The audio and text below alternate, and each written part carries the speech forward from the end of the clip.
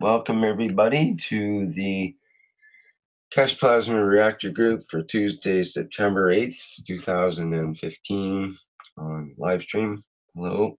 And we can start out perhaps talking a bit about some plans. And I've got some plans where I wish to start the Keshe Foundation Canada and have a location, and I'm ready to go forward with that, basically. Only one small problem. It's a perfect location. It's beautiful. It's off in a unique area surrounded by, it's the only private land in the area on a bay, surrounded by a native reserve and a Department of National Defense. And it's right on the edge of this beautiful bay. All right, and so far so good. There's a house, there's a storage, it would be a beautiful location to have a lab, to have a place where the public could come and so on and so forth, and start Keshe Foundation. Only one tiny, well, actually kind of big in a way, problem, which is it may be on the tsunami list as far as flooding due to tsunami, due to an earthquake of approximately 9 to 9.4 on the scale, which is probably due to happen on the coast of Western Canada. So the dilemma being, what do I do? Having knowledge of this recently, like I kind of poo-poo the earthquake thing because we've been taught since 30, 40 years ago that the big one's coming. And yes, there's been ground shakes and various little things here and there, and even a minor tsunami a couple of times that raised up a few centimeters and so on. But nothing super major in the last 300 years or so. There was a big one in 1700. And now they're doing more and more research, and they discover this huge fault that's basically right next door running, except we're protected somewhat by the US here, the way it goes. So anyway, to make a long story a little bit shorter, I need to do more research to find out whether the particular location that I selected before I got all this information about the possible tsunami that might occur and the possible earthquake that might possibly be ready to rip and roar in the next little while, and possibly even in the same month that I want to move into this place or something. Or what if we move in and a year or two, three later it comes in and so on. So I have to know what exact heights are expected, how much of this, how much of that, and so on, which that data is now available. It's just a matter of finding the exact sources of it and so on. There's maps showing the exact 9.4 earthquake, the resulting tsunami, how it all computer mapped exactly how the waves are, how high in each bay, and so on, and all this kind of stuff. So or do I just can the whole idea of this thing that basically fell into my lap like it's perfect, and I don't know, it's the people just happen to be that were there for 11 years have decided to move out this month, and at the same time where it would be perfect to move in, and so on. It's a property I'm very familiar with because I've been there for working in the shop for quite some time, and the owner is quite familiar with me and likes what I do and so on. It's all a good relationship, other than this tiny little detail of a big huge this vision of a big wave coming in. So I have to figure out how realistic is that. So Rick, I came to visit you this spring. Is it the same elevation as where you were? I visited you at that point. No, it'd be much closer to the water. It's basically right on the bay, other than it's raised up. I don't know how many feet it would, or meters or whatever you like to measure. Something like at least 100 feet above. It's quite a bit higher. Is this that old shop that you used to have, Rick? Yes, but it's not the shop. It's the house that's. The house is closer to the ocean, and yeah, a little closer to the ocean. Shop, I wouldn't worry about it. It's up quite high. I still give it my estimate anyway. If I don't know if I'm to guesstimate because I've been there once, and I recall vaguely about the setup. I figure it would be at least, let's say, 70 feet above the ground level or the ocean level, to maybe 100 feet above the ocean level. Like 20 meters, like. And you know, even if you look at 10-meter wave at the most. Yeah, but that's on the other coast. Time it dissipates through the channels. It actually is supposed to be more like 2 or 3 meters. But then it magnifies coming through the bay, and it might be up to 10 meters. I know that there's a big factor with the tide too. If the tide is coming or against it, and that's exactly right. Tides and the stars, and they move. And the low land, and in my opinion, it's not really low land. Even though you got some beachfront, but we're still elevated somehow. Mm-hmm. Right. I see what you mean, Rick. That's a hard call. I've been. I went to Sri Lanka actually when 11 months after the tsunami in that area, and it wrapped around the corner of the island. So it doesn't go in straight lines. You got. That's right. That's basically what happened through all this. There's all kinds of bouncing around through the different sides and bays, and there's collapsing of stuff, and also the entire land will drop down anywhere from 0.5 meter to 2 meters, depending on, like, the west coast of the U.S. might actually drop that much. It doesn't look like it's going to like wipe out Seattle and wipe out Portland and so on. Can I add something to here? Oh, please do. Good morning. Good morning. I started this conversation last week by a question. West coast of America, you see 20 to 50 meter drop. Well, that's what they expect the fault to actually drop. Yes, that's the Cascadia fault, they call it. And that's how much it's supposed to drop, somewhere in that range. And that results in a wave that's about between 5 and 10 meters high, basically. Yeah, you see that the problem is part of the lava from the crust will open up. That is the part which nobody considers. The lava eruption will come through like nothing. Can I ask about the plasma aspect of this? And as in, you said before that. Let me tell you something. The first crack started on Sunday. Last Sunday, the first movement has taken place. We are already 3-4 days into it. Nobody feels it. There was a 4-pointer, and I think it was Nevada, which is very unusual. I don't know. I don't look at data, but I know from what I feel, what is there. Last Sunday was the first crack, the major startup. Well, you mentioned there was, what do you call it, kingpins, or that certain events would take place that were key events that would initiate the next series of events. It started about a month ago. But the positions is shifted last Sunday.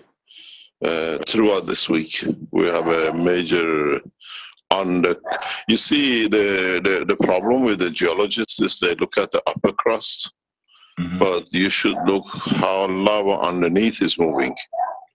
Right. It's not the upper crust. Plasma flow, right? The plasma flow dictates the lava, does it not? Yeah. Right. So, but the lava flow has already changed direction. Okay. No, in that sense, I've heard recently that in September that we're supposed to move through part of the galaxy that's especially high in cosmic rays or some other sort of influence. Is that part of the magnetic fields that are changing, that are affecting the Earth and that kind of? Not really. The way what we see is to do with the internal structure of the planet. It's not affected so much by the Not much, no, because the shell of itself.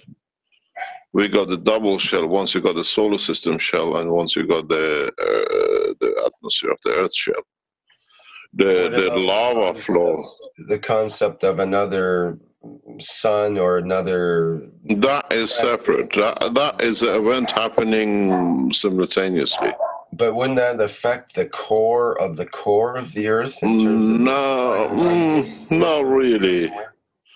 Not really, because the Earth is so minute in mass.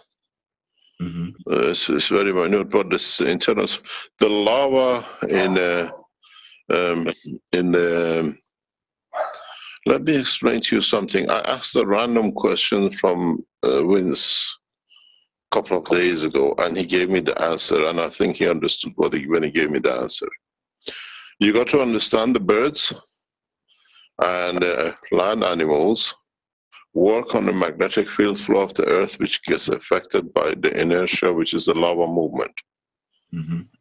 And I asked Vince a question, and he said, I saw the birds moving in the wrong direction for the season. Am I correct, Vince? Yeah, there was how I normally see the flights, because they start about this time of year to go north, but I seen a whole flock of them flying south for some reason. Yeah, and they saw a pelican here the other day, which means the end of fishing season. There, all the fishermen going, "Oh, darn, it's the end of." It seems prematurely a bit early this year. So Exactly. Yeah, the lava movement underneath indicates. I expect some movement this weekend, this next 10 days. But I could be 100% wrong. But we're talking about the lava movement. And if the lava pressure builds up with the fields of the Earth, then they pressurize the matter up. Well, the Yellowstone is the weak link there, right in Central America or Central North America. Yeah, but we got to wait and see, because the first indication are birds. well, I was surprised to get the information about this Cascadia fault, which I basically ignored over the last few years, because in the West Coast you get earthquake warnings all the time. We're told the big one's coming, and so on. And we talk about the San Andreas fault, especially if you're living in California and down down the States. But in Canada, we don't often talk about it too much. Because most of the science has been cut here for the last decade or two. So we don't have the funding to do all the testing and all the sophisticated things that the scientists do to determine the earthquakes and fault zones and so on. Until recently, apparently, they have pretty much figured it out, and they have a very graphic animations available of what particular pretty much going to happen according to the way they see it. And a lot of that's based on what happened 300 years ago in this area, where close by where Guy used to live, and where both of us had a gold claim at one time, even though we didn't even know each other. We just found out tonight. That area had been hit by this tsunami 300 years ago. And part of the legend of this area is there was a ship found 2 valleys inland, and they couldn't figure out for a long time where this ship had come from. So I figure, Mr. Keshe, that I'm going to keep my camera ready, and I may have the ride of my life with my boat. You never know. You could swim it out. He could have a viral video on YouTube. It says, Let me tell you what's going to happen. Just from what I see. You know, I was just swimming a few minutes ago. And I thought, how you can explain this that they understand? You know, when you stand in the water and you clap your hand, or when you stand at the river mouth when it joins the ocean, you see the current flow against each other. When the tide is coming out and or tide is coming in, if you're standing on the inland, and you see the water of the river going into the sea, and you see a splash up. When you you get the I used water to up. see that all the time at the Seashelt inlet Yeah. there with all the whirlpools. So now the problem is with the movement of the mass of the magma underneath, this push will push the plate up. Is that called standing wave? What do you call it? I don't know the terminology for it. Definitely. But so this is the first splash before it drops. Part of the magma that's what 100,000 times thicker than what the crust of the earth is. Yeah, that has changed motion. That's the problem, because there's a blockage. So the magma is trying to find a way around the blockage in the center. The blockage is plasmatic, is not matter state. Huh? This is the problem. We'll see. We'll see if the thing takes shape. Can you see or that, Mr. Keshe? The blockage is plasmatic. It's a plasmatic blockage underneath. The problem which you will see like in Europe. Well, it's In the middle between two plasmas. Is that it's what? got a Yes, it's an interface. It's got a It's an interface.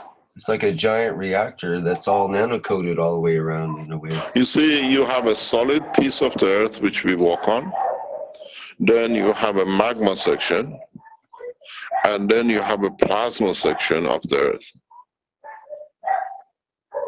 The plasma sections are interacting according to the matter or the plasmas which are inside the core, and there has to be a discharge. The discharge hasn't linked up, or always has linked up, to flow of the magma.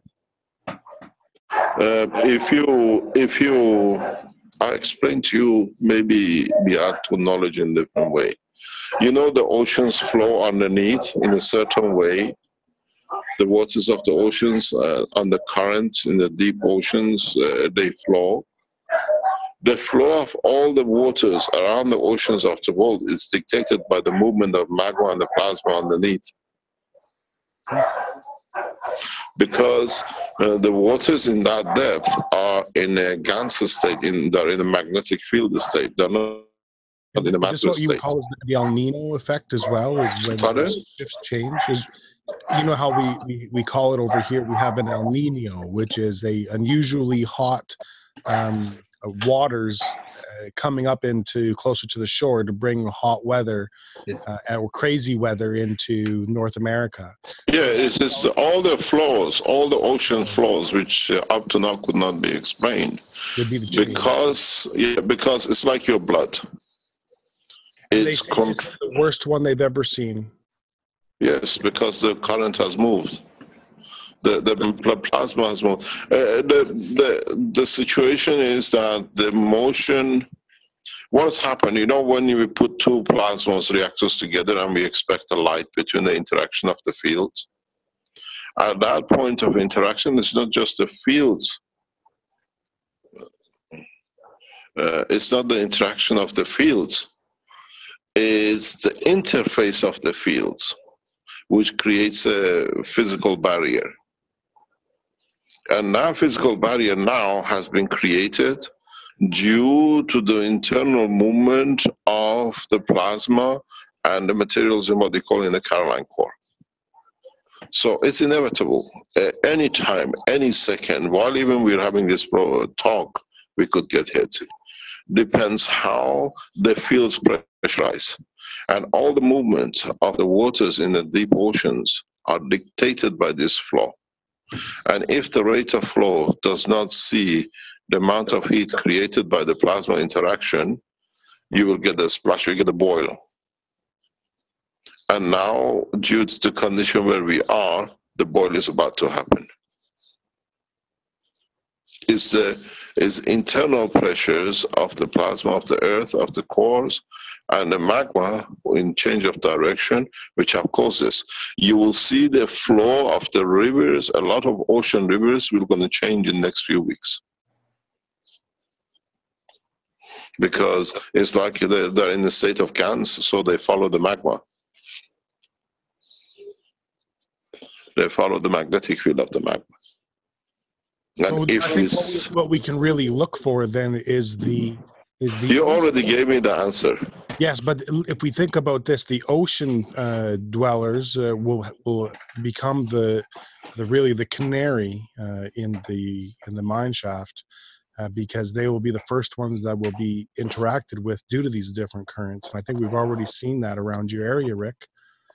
There's the fourth pod just born, Orca. They should be out in the ocean born, but there's a brand new one born just around Souk. I'm not clear on that, but I know there are, for example, they're finding tropical water species of fish here lately, and jellyfish and other things that are coming in. All the mass die-offs. Yeah, there's some die-offs, I guess. I haven't heard too much about that here. So the canary has already been spoken for. Some of the fishing has been great in terms of the salmon, but that could be an anomaly for just temporarily as well. But that's upstream because that's all coming out, or is that going back in? No, that's coming back out. They're sort of running out back in now this time of year. Actually, they're waiting for the rivers to build up. But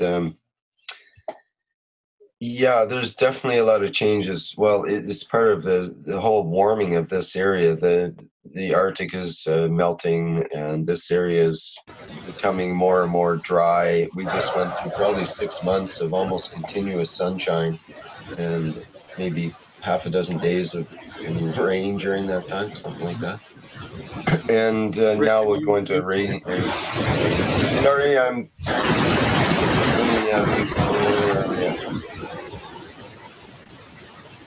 You might want to take off. Who was it? Victor Hugo. Okay. Also take off the Mr. Keshe's camera so we can lessen the band. Okay. Okay. Unless you'd like to show or demonstrate something, maybe or make some drawings. Oops. Are you still there, Mr. Keshe? Yes, I had just a message coming in. Yeah. No, the thing is, you got to realize a point. I was talking to Armin a few minutes ago. I think he's online, he's listening. I cannot go over the top, but I gave the message clearly. Your time ran out last Sunday, and even yesterday was night extra.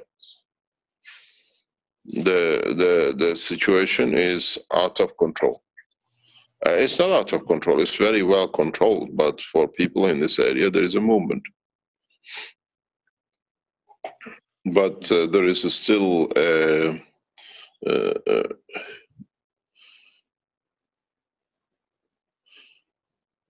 what I see. Hawaii will be increased by landmass by few folders in a very short time. If it takes the pressure of what I call the lava pressure. If we see sudden increase in volcanic eruption in Hawaii, that means some of the pressure is gone. If we don't see that, we are in for a big flow. Big flow. Rick, can you bring up the Ring of Fire, please? The Ring of Fire will disappear in no time. The reason for the Ring of Fire is because this landlock is a pressure cooker. It's a pressure cooker which is waiting to go. And once it blows, everything settles.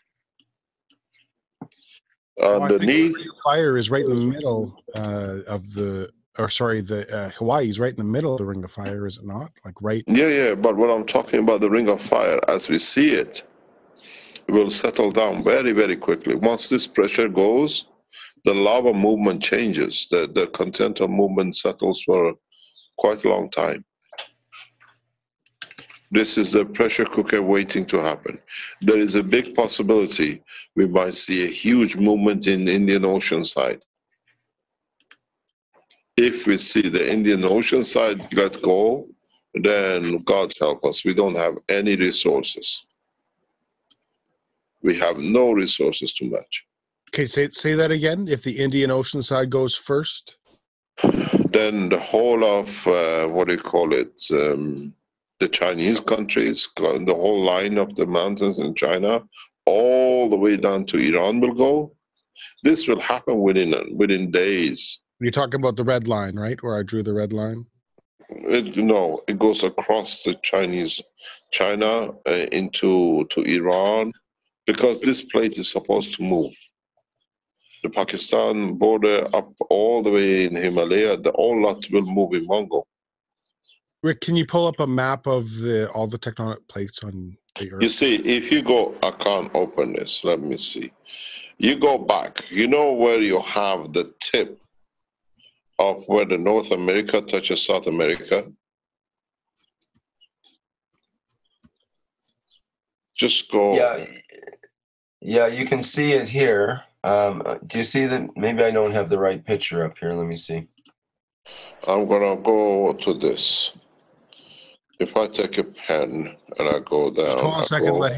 Let him go back to the tectonic plate. This is the ring of fire that you were speaking of. Okay, Yeah, I have. Wait. Let me just go. I'm gonna show you something here. If I can do it, I'm gonna get a pen. If you look at here, can you see it? Mm-hmm. Yeah. That is the problem. The way that it moves up in like a wave there. Is that what you're Yeah, this line here is the problem.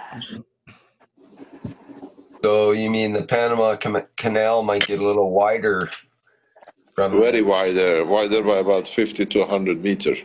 Right. That would be a major calamity in itself. Yeah, this is where the problem is. This is where we sit with the problem. This is ready to go. This line is ready to go. So those two oceans are of different heights, right? So that they would have Good morning. What is it? What is the height difference between those two? Does anybody? It's not a height difference. This is the condition of the fields inside the Mexican Gulf. And so when that lets go, then it'll just rush back on itself anyways. Put it this way, you know, when I was going to Mexico, during the situation with BP, yeah, 5 years ago, one of my concerns of testing the gases was to see how much are radioactive material in these gases. Because that'll give you a clue how much leakage there is in the Caroline core.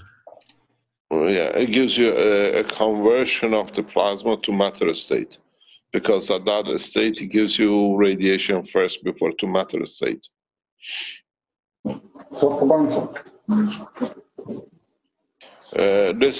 whole of this Panama, South America, it'll go in one go. It will go. There's a possibility some of the islands we don't see anymore.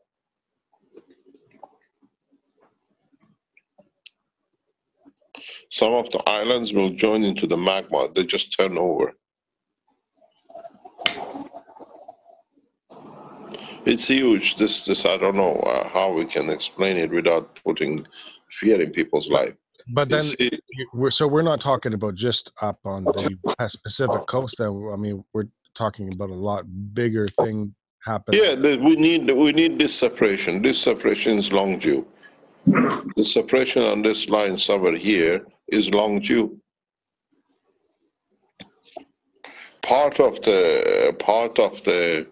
lot of earthquakes around the world is because of this blockage. If you look at the other side of it, You see how it's been made into it's a pressure cooker. It's a pressure cooker. The Atlantic is pushing on one side, Pacific is pushing the other side, and they literally snap it. Rick, can you look for the open mics and mute them, please? There is a problem here. There is a huge problem. I was expecting something over past week, and I seen what I wanted, and there is no coincidence. All of us are online and we talk to each other. The situation is very simple. The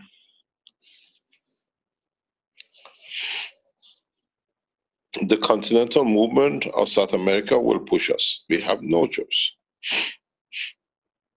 We have no choice.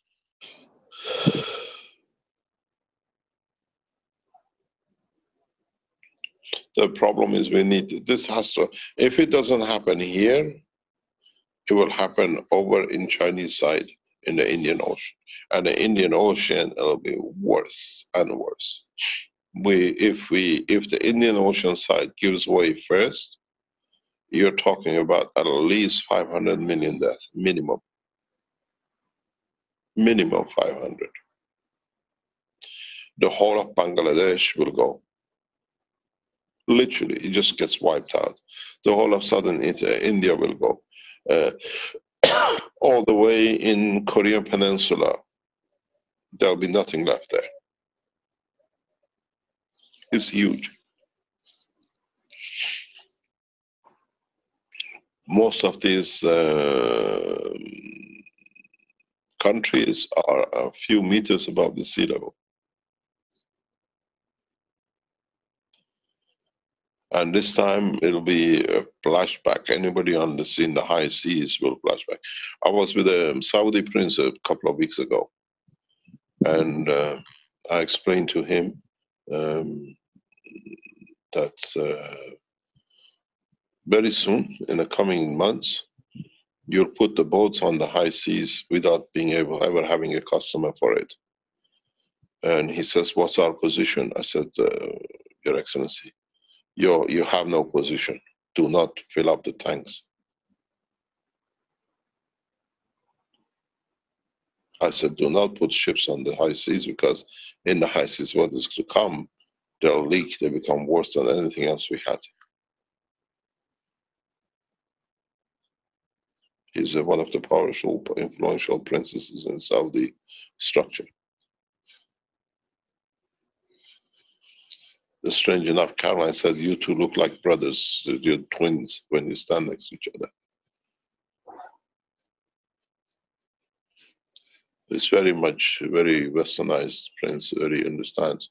And I explained to him, because I know this is going to come.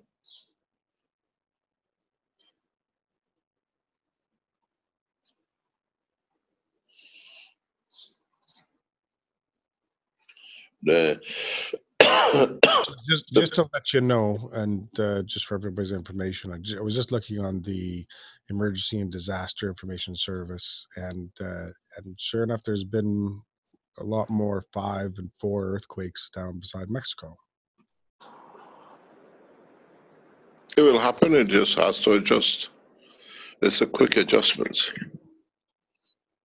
These adjustments will happen, but the problem is even the boats on the high sea are not safe, because the fields will move, the currents of there is a possibility, there is a very, very remote possibility, we get 2 earthquakes simultaneously on both sides, on the Indian Ocean side and on the Pacific side of America. And if they splash together, the current flow will create disaster. Good morning, Babaja. Are you okay?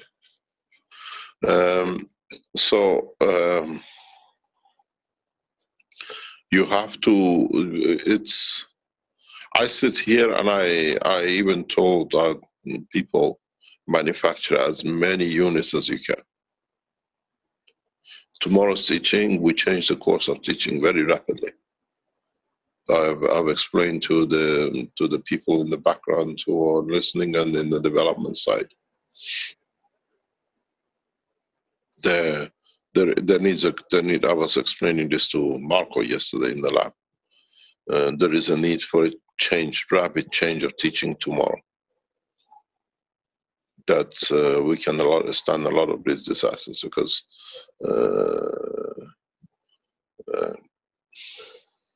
you lot have the knowledge to support. We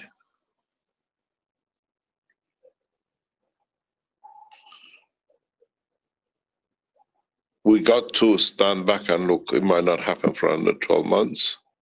It might not happen for under 18 months. And 99% it will happen in the coming days.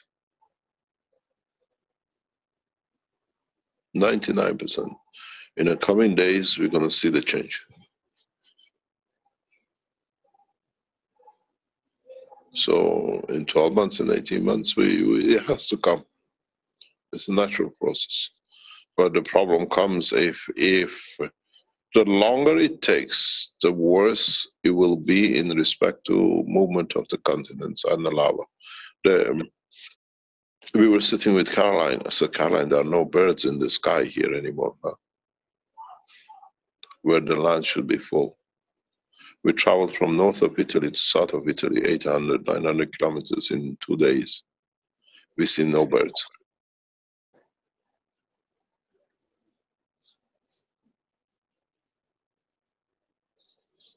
And most of these birds work on the magnetic field flow. The years before, around this time, in north of Italy, we could see birds coming because now it becomes a hunting season. But there are no birds in the sky for hunters to hunt. So if this is going to be a world event, then... Yeah, when the magma changes, animals will change with it because they know where the field is for them to find food. They don't fly to no destination food.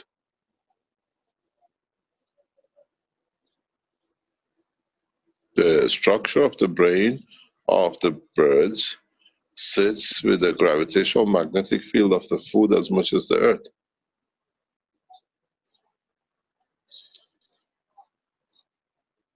It's a scent, we call it a scent. They know the It has food. No physical limit in terms of No.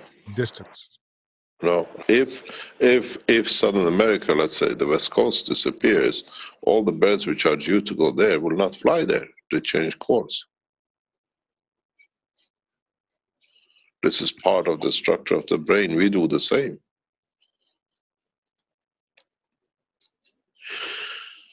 They will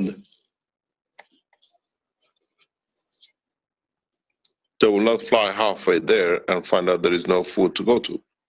Because the temperature changed and there is no food and they cannot adapt. Their brain is set partially with the food and partially with the what do you call it? With the field earth. What it's very much both in this should also have an effect on aircraft's GPS and everything else. Not really, because they're geared up totally different way. So it won't have any effect on the magnetic shielding or magnetic field of our Earth? No, it's a normal process. It will not affect anything. There is if you want to see the operation, go and look at the flow of the gravitational field of the Earth, which NASA puts on a regular basis.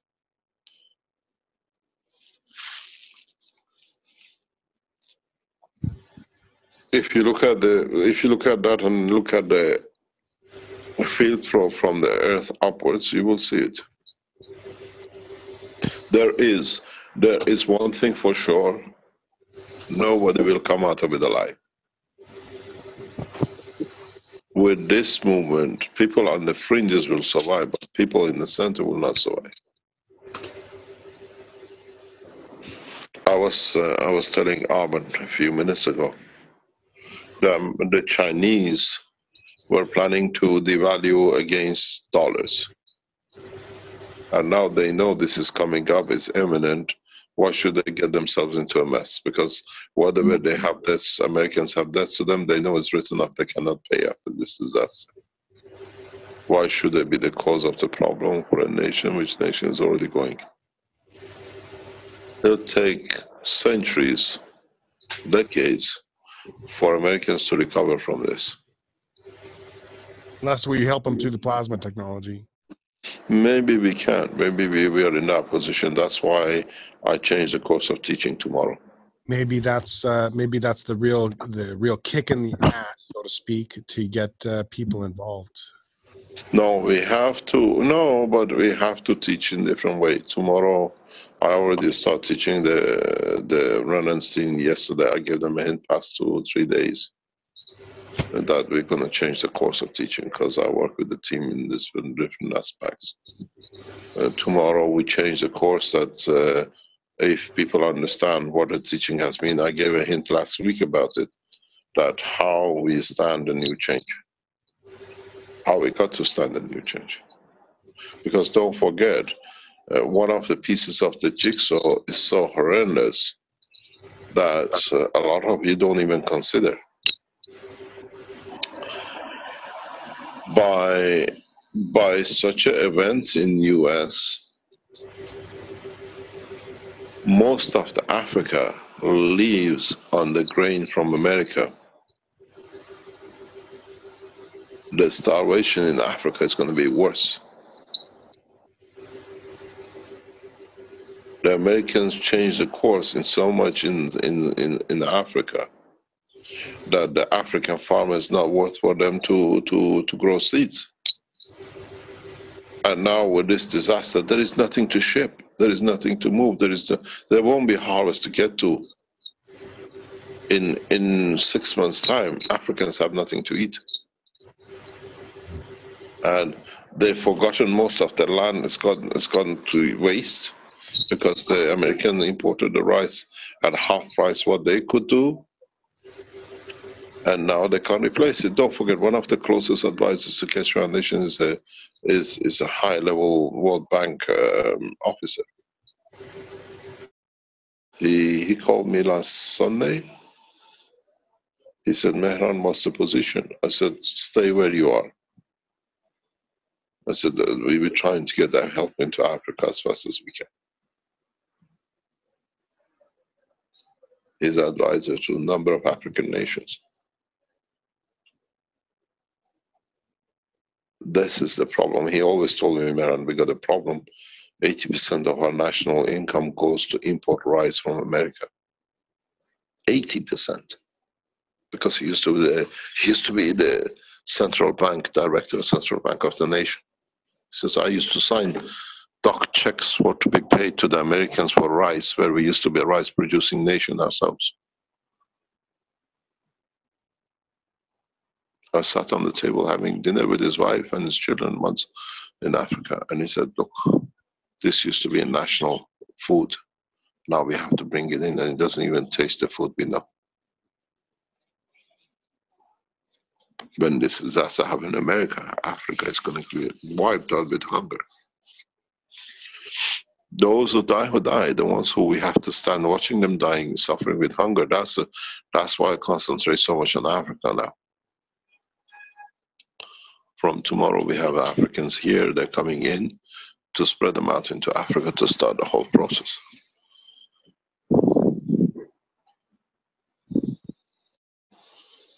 So just don't look in one side. The problem is going to escalate in a very, very rapid way. And there are those who try to make profit. They will say, catch a fish in muddy water. They're going to make it worse. So tomorrow we change the course of teaching in a very rapid way. You will see.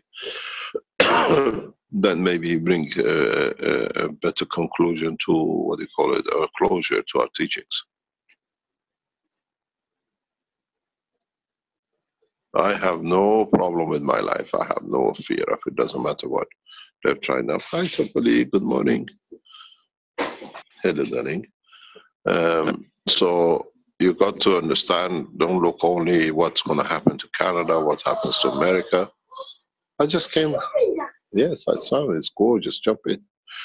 So the backlash, the high seas. Good morning, darling. The high seas are going to be damaged. The food chain is going to break up.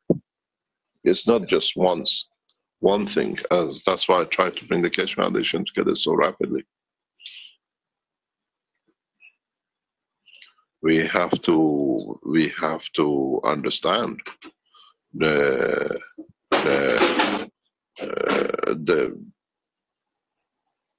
what do you call it? The kickback from it is worse than itself. The what do you call the ones who die will die. That's nothing we can do. This is part of the natural process, but the backlash of it is going to be horrendous because we relied on the United States so much that a new geography will come up.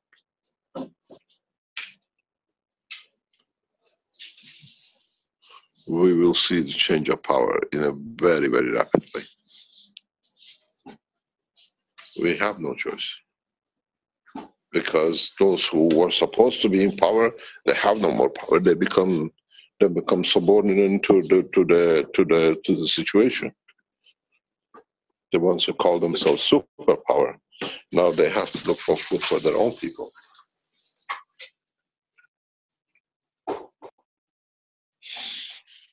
The problem is not so much the earthquake. The problem for me especially has been in past few times is how problems with the earthquake.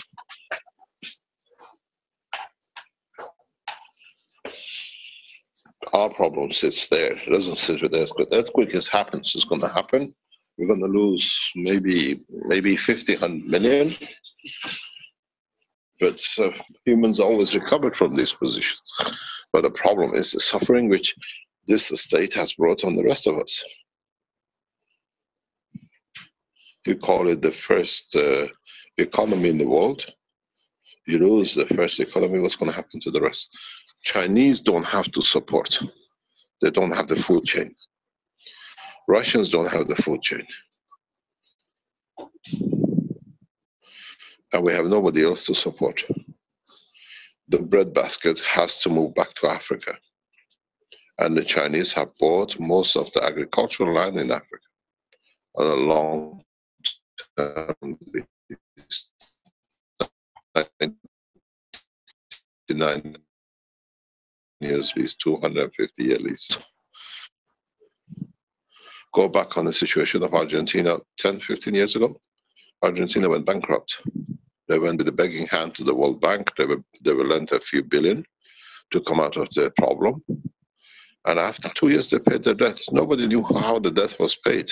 When it was analyzed, the Chinese paid the whole payment in one go, buying the harvest for soya from Argentina. They took all the lands. They took the nation to ransom. But they paid the highest price for it.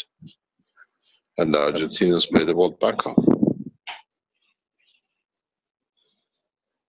Most of the agricultural land in the third world nations is owned by China now. And they dictate the policy. But they don't have enough because all they are agriculturing is food for China. More food per rain kilogram is shipped to China than China can ever produce itself. They are buying rainwater land. So now you can see the scale of the disaster. Just don't look in America. The situation is much more worse, which comes from it. So the whole reason we started teaching and the way we are going, is this situation. That's why I brought the solid state power supplies in. What we call solid state power supply is inevitable. Anybody can produce anytime. But tomorrow's teaching, we teach how you lot have to change direction in so many ways. we still carry on with this different development, but nobody here, maybe 100,000, 50,000 people will follow, but that's enough to support and then teach the others. The continent of America will change for good. It's staying two pieces, but because of the concentration of economy, will change a lot of it.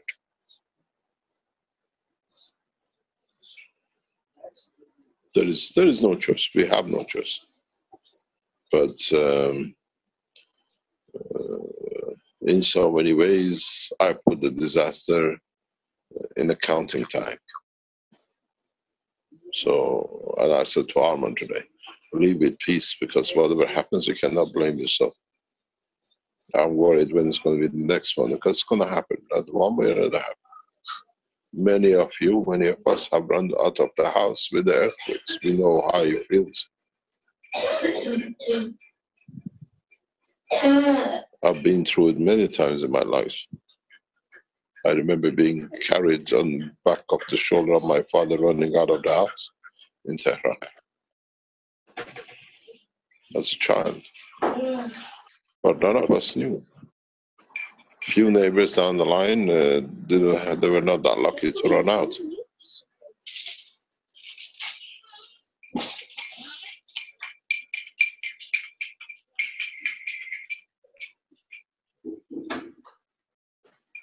So don't live with the fear. It's just a matter of progressing, how we can add, how we can change, what is our responsibility in this position, not what's going to happen to us. We all die sooner or later. We're all part of back to the same structure. It's how we can reduce the pain of the others and how we can prevent it from becoming more pain. If you start looking at what's going to happen to me and what's going to happen to my family, what's going to happen to my estate, this is a global scale. Maybe because we become global, we feel it globally. I know for sure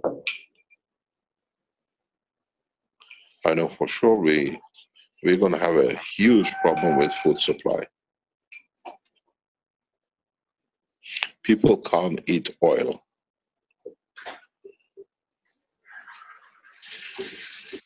Don't, and I said to you, I know you're a bunch of very close, working together, listening together, working in one way or another, trying to find a solution. Don't look, put it this way, at least we are wise, it's going to happen, we can make a difference, that when it happens, we can support more people. It's not an accident we're going to prevent. It's not an accident we're going to stop. But at least we know it's going to happen. Let's bring the foundation together, people around the world ready for it.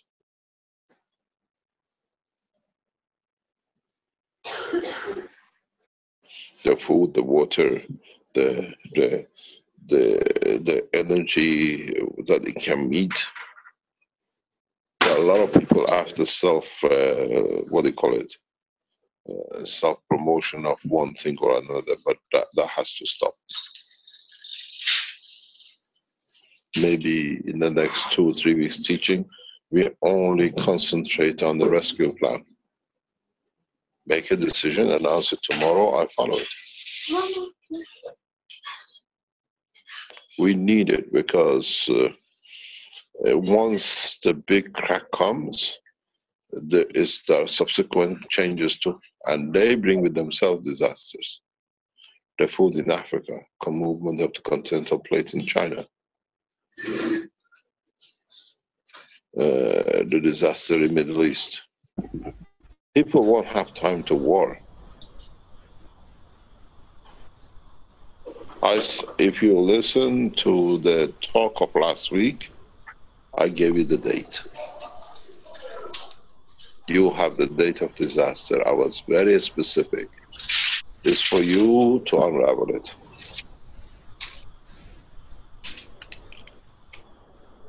You tell me, give us a date. The date is given to the day.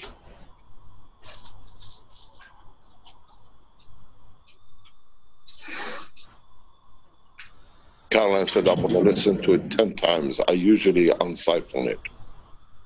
And I said, I unsiphoned it for him. I said, you cannot tell no one. The date of disaster is already released.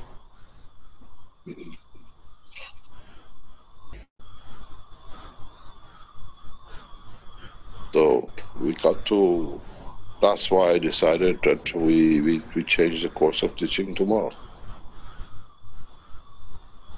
Those who say we're scaremonger, okay.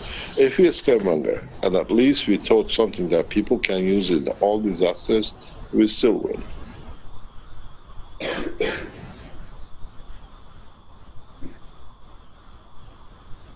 Well, for my part, I was a bit afraid of that. It was just scaremongering in terms of this getting, passed on videos about earthquake and so on, because like I said, we've heard about this lots on the West Coast that, and we've experienced earthquakes, but not like the one that happened 300 years ago when this same Cascadia fault shifted and created the tsunami on the west coast of North America here.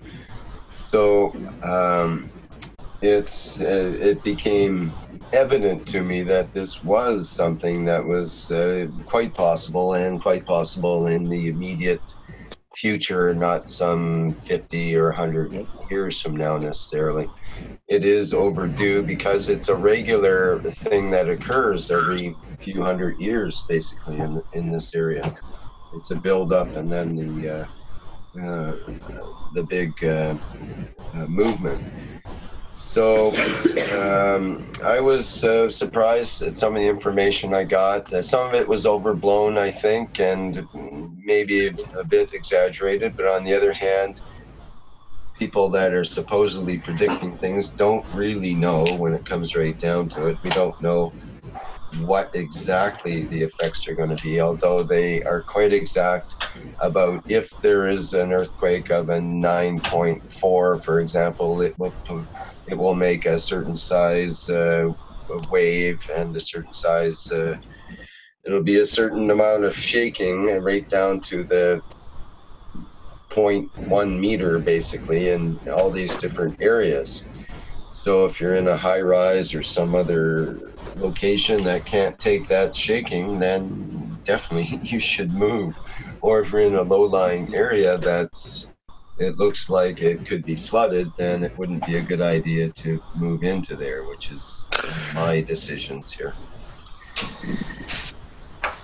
So it's there's a lot going on that way, and we all have to sort of rely on our own intuition in a way, and take things as they fall. And there's going to be lots of opportunities in a way for this technology, because if the Keshe Foundation, for example, can come up with a basic survival kit, which all the We start tomorrow. They're all being put together now already, and it's been, Renan has shown some of the parts, other people, the paint pens, the paint pads, water producing, food producing, etc. Basically, the Oasis project that Mr. Keshe has conceived many years ago is, in a portable, kit sort of thing, could be the ultimate way of the future. Make people self-contained so they have enough energy, enough food, and enough of the necessities so they don't have to go and hurt others in order to get the things they need, or be a nuisance or a burden to others in order to get the things they need. If everyone has the basic survival needs, then we don't have to have mass confusion, and we'll have mass confusion, no doubt, but mass aggression is what will come out if people feel threatened. That's part of the animal nature, it seems like, and mankind gets threatened and into a corner. You know, Rick, what you said, I was explaining this to Caroline the past couple of days. And this puts shivers on the back of a lot of Israelis, Jews. Don't forget, Israel is the state of United States.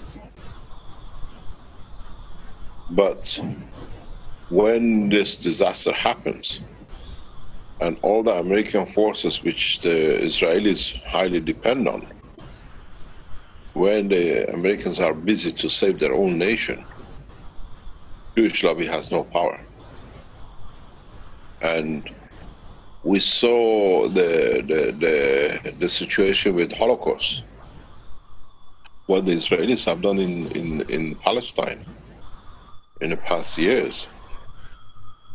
The radical movements in the Middle East, which see that the Israeli has no backup, no support, will go for them. And it happened overnight. The repercussion of this earthquake is huge if it happens the way it's going, so I see it. You'll find out there'll be no Jewish person left in Israel.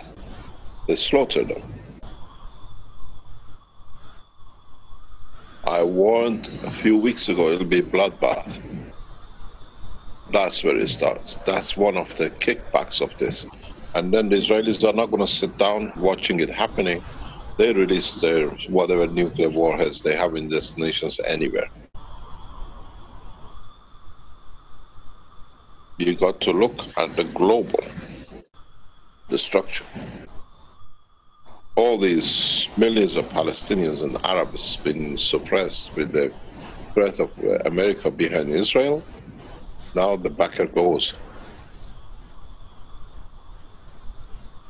Even the hand-to-hand, one-to-one Israelis will be wiped out.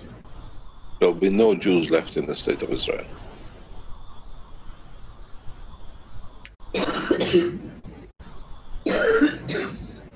And then add up on top what they're going to do with the Saudis.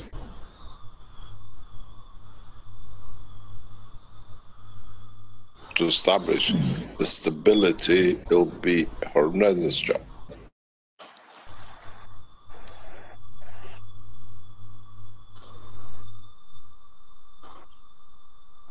It seems like we'd have to establish that beforehand.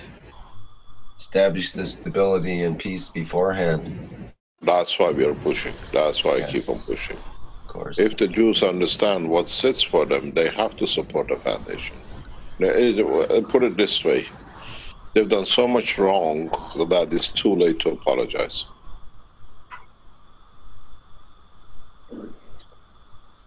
It's too late to apologize. I went for the word of Ahmadinejad. I went for his throat, more or less, when he announced it, that they'll wipe out the state of Israel from the map. But because it's a wrong thing to say.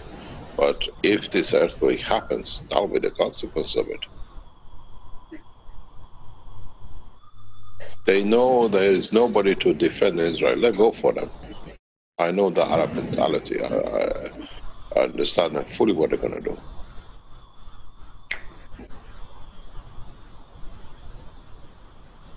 Every hole they'll go for them. Every land they took, they'll go for them. And the only thing they see is this is a wrong mentality of the Arabs. It's what do you call it? Eye for an eye, tooth for a tooth. Mm-hmm. But too many eyes and too many teeth has been lost in the past 50 years. Right, there's no more eyes and teeth left. So you got a bunch of blind people swinging at each other. Toothless old men. Very, very much. You know, I told you when I was talking to the prince last week, he said to me, you know, man, we are like brothers. We Iranians and us, we always ate from each other. But the Jews don't let us in peace. Why do we have to be each other's enemy? I said we can talk peace between the nations. Said yes, but they don't let us do it.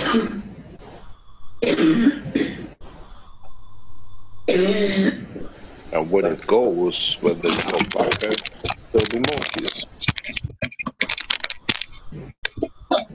This is my biggest fear. Don't forget, I have a lot of cousins in Israel.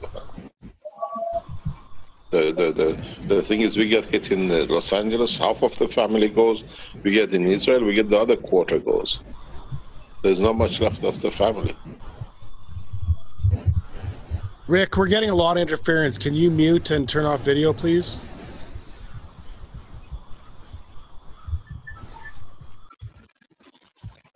The position is disaster, but we don't know how far it can go. The deeper American economy gets hit, the worse the situation go internationally. And don't forget, with a change in the economy, the whole world economy will change. This natural disaster, it's horrendous, but it's going to change a lot. And I have given a date. Listen to the 77 teaching. I have given an exact date.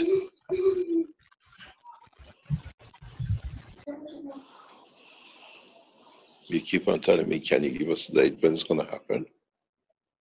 It was given last time. And it will happen on that day.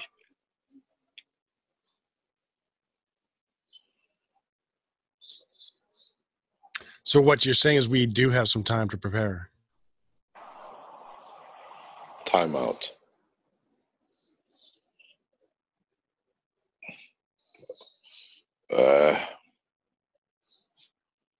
Would the what do you call it? Would the position be that we can support each other?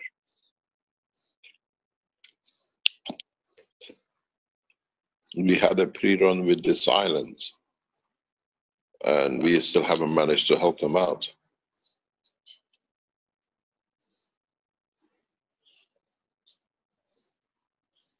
You got to see, we know that, let me explain to you, a lot of people who work close to Keshe Foundation are getting attacks on their computers. They're getting their computers wiped out, they're getting their interference, they're getting different links. We know who's doing it. I was talking to the intelligence in the American time. We know who's doing it. You think they're going to let us do anything else? They try to keep us busy with other things so that they can do their work. As our advisors in the American told us, concentrate on what you're doing. Don't get distracted by these things. That's what they're trying to do. So tomorrow we go back, we clean up what has to be cleaned up, and we start teaching in how people can produce whatever they need. And we see the change of the course. We see the things. We go the full cycle back to where we are. But the situation, the American disaster, actually maybe in a way, it says the administrator left the meeting. Hello? That was just the name. We're still here, Mr. Keshe. Oh, is Rick still there? Yeah, he's still there too. Oh, Yep, I'm here. Oh, it says the administrator left the meeting. I'm teacher support here today. Okay, but this is the position. This is our position. This is where we are. Then if you go too strong, they say we are scaremongering. If you go too weak, they said they knew they didn't help. But in the teaching last week, I've given you the date. I've given you a strong hint about the date. Don't forget the Chinese have put the 17th on the table. Today, what are we the date today? We are the 9th. 8, actually, in the United States. That's just for you, Armin. Come on, you're the last ones, just like us, to actually change over. Only for the next hour, too. That's right. So it's my even the nines here. So you guys are the minority. Does Hawaii change last, or does California change last? Hawaii, I think, changes last. Hawaii changes last. So don't blame, don't hesitate, don't think. Wherever you go, it's going to be a disaster. The best place to be is Italy. So is that CET, or is that going to be in Mountain Standard Time? Can you tell us? Pardon? On the 17th, can you tell us if it's going to be in CET or GMT? Is that... No, but the Chinese have put a date. I gave you the link yesterday. The Chinese have predicted the 17th will be the beginning.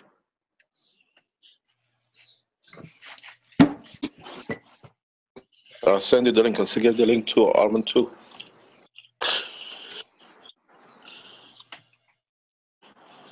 You got enough. That's why we come to Italy. It's one of the safest places to be at the moment. Isn't Italy where Vesuvius was? Pardon? Isn't Italy where Mount Vesuvius is? We are not very far from it. You're not very far from it. We have there, and then we have the one in Sicily, Etna. Yeah, I was there. I think that became active when we were leaving in April, or wasn't it? Mr. Well, yes, Mr. Armin. What is the approximate date? Pretty blunt, isn't he? Yeah, I know why. Not too subtle. I tell you something, get them on the plane and get them here. Okay. It could be next year, it could be the year after, it could be tomorrow, but at least you live a peaceful life. This mountain Etna in Sicily, I was there a couple of years ago. I was invited to Sicily. I went with my son, with the people who run the island in a way. They invited us to see what the technology can bring them, how they can use it for the advancement of whatever they do in the energy in the island. And when we got to the airport, we checked in. As we were boarding, it said, sorry, airport is closed, mountain is blown up. I said, can we get a helicopter out? No. I said, okay, emergency services always fly. I'm prepared to pay me and my son to go out, whatever you ask. They said, no, we cannot go. Can we go by train? No, trains are stopped too, because it could be earthquake. So we sat there watching, waiting for the mountain to blow up or to sit. And after about 4 hours, they sent everybody to a hotel, and they put us back on the plane and flew out. In the time of emergency, you can't go anywhere. You cannot go anywhere. It doesn't matter what you have. I was prepared to pay for a private jet, to take private helicopter. I even spoke with the chief of the police through the people who were there. I said, we pay anything to get us into the mainland. He says, I don't have authorization to fly, even to fly you out. So we've seen it. No, it doesn't matter. No money can buy you in disaster time like this.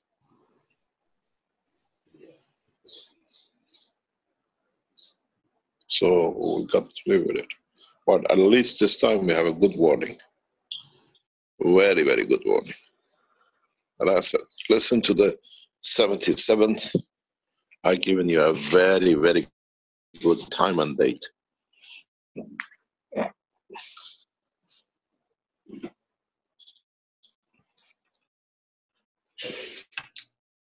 And the 77th workshop, by the way, is just out on YouTube.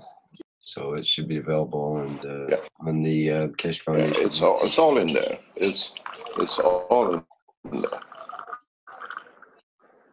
You have to, but we have to change in a way that that we allow people in the next 7 days to start learning how to save themselves.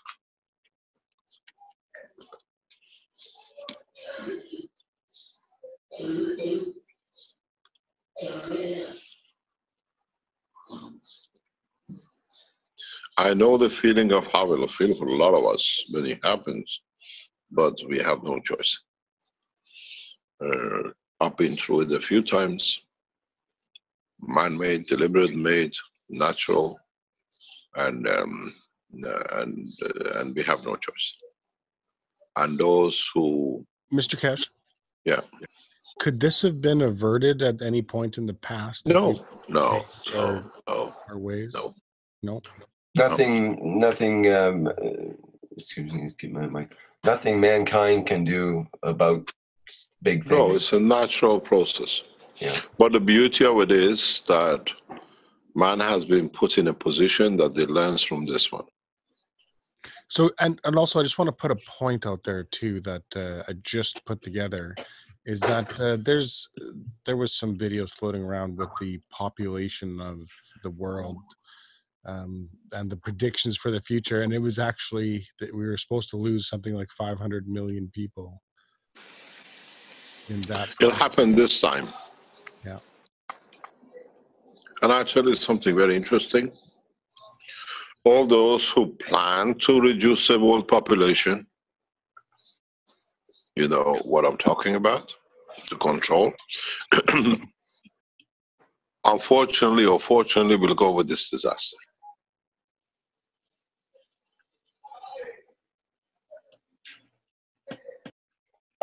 If this is a good news or a bad news, we don't know. Those who are structuring big reduction, they'll be reduced themselves.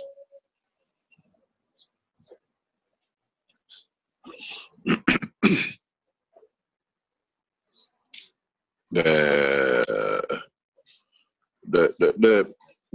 cannot scaremonger, but on the other hand, we have to be alert when it happens.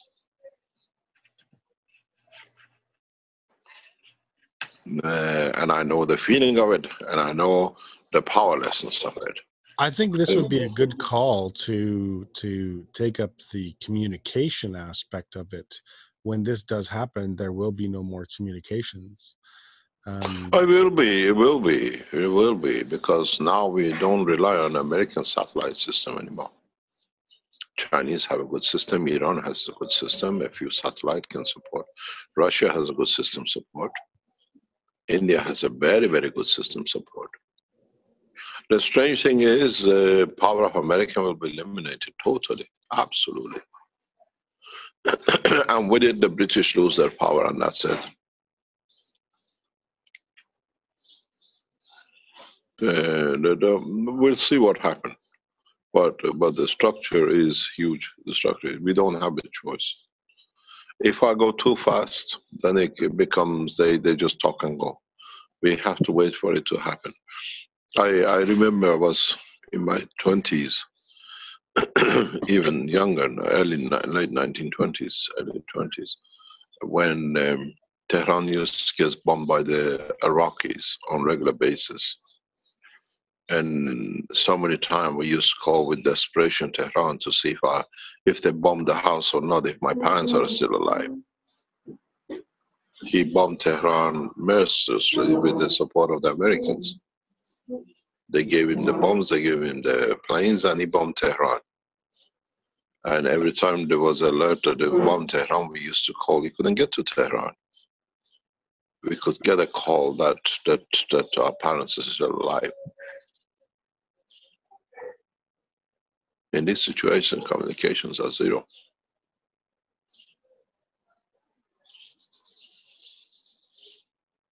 And the people who control the communication, most of them are dead anyway. Key personnel will go very rapidly.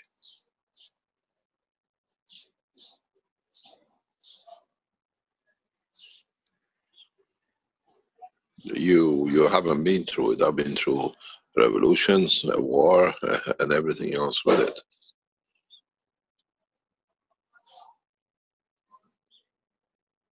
Do you know 21st of March is a New Year celebration?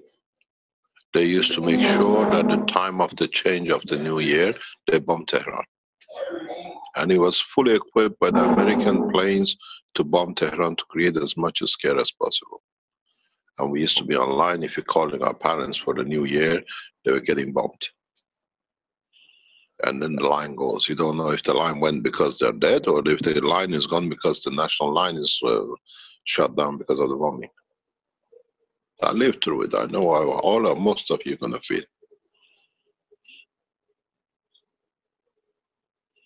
So, but with the communication be something we can support. Do we need to support it very rapidly around the Keshe foundations around the world?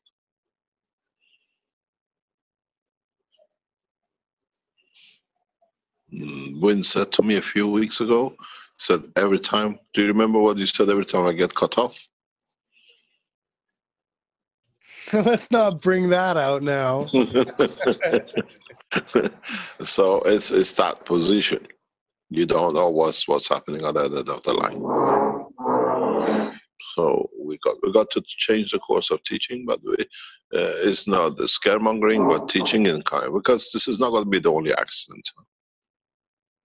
We're trying to establish, keep in touch with Tom. He's going up the mountain this today and tomorrow because they expect another flood by Friday. So we need to support them, that we have a communication line with them.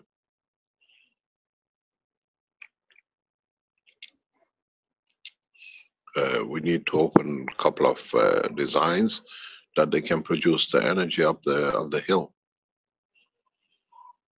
And unfortunately, people we trusted with it, they betrayed us.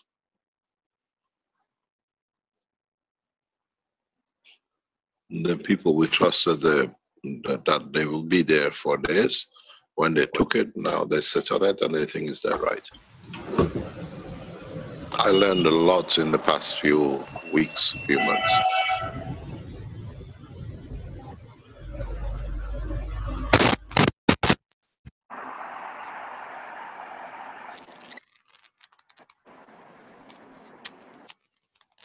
Now we see people who supposed to be everything there. They even claiming the color of the circles.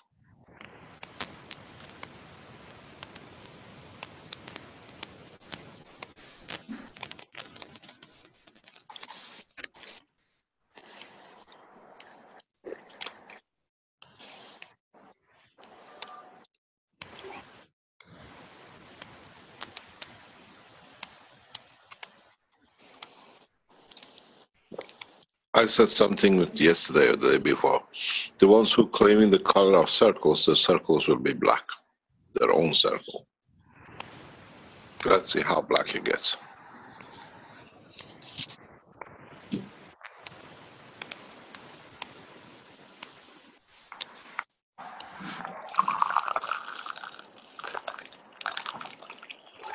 Try to concentrate in total conversion.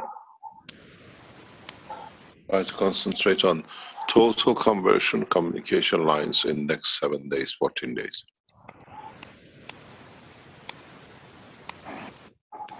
What could you explain that, Mr. Keshe? Total conversion. You understand tomorrow. Tomorrow we start total conversion system. I've spoken with our team on the other side, which are working on it. Tomorrow I show it to you, you will understand. That hasn't got anything to do with that sneak preview that you gave me of the energy device. No, it's changed. It's changed. It's changed. I have it. I have that with me. I mean, a lot of people. Yeah, you were the first one. I just walked in and it was. I was in a cafe. Huh? I didn't tell anybody about that yet. So yeah, I did let everybody know that I did have a secret preview of a possible new product. But go ahead. Sorry.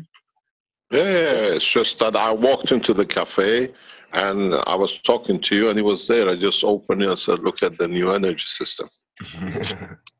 Yeah, you've seen it. Yeah. I work very open. I think yesterday I showed it to Arman. Or what? I showed it to Arman. I think you've seen it. No.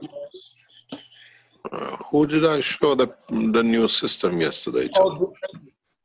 Oh, Oh, without connections. Yes, yes. Drawing. No, the physical one. No, not that. Oh no, it was to our development team I showed yesterday. We will deliver the energy units the third week of this month, but it's very sleek, very Italian. Very Italian, with the power units and the car unit, energy unit. The one I showed you is obsolete already, I reckon. Okay. Yeah. Yes. Yeah. Why? It's a good day tonight. So we have everything ready to go, and is running in the background.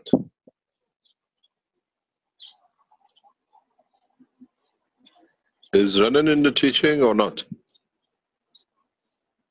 I don't see him here. No. Yeah, I don't see him right now. Yeah. The other people are writing to Renan, a few people that can he give them the design.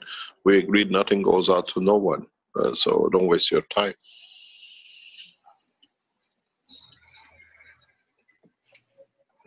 But we got to do something. Tomorrow we got to start a new way of teaching, very rapid, because we came up the struggling way of coming up. Going down the hill is very, very easy. Very easy.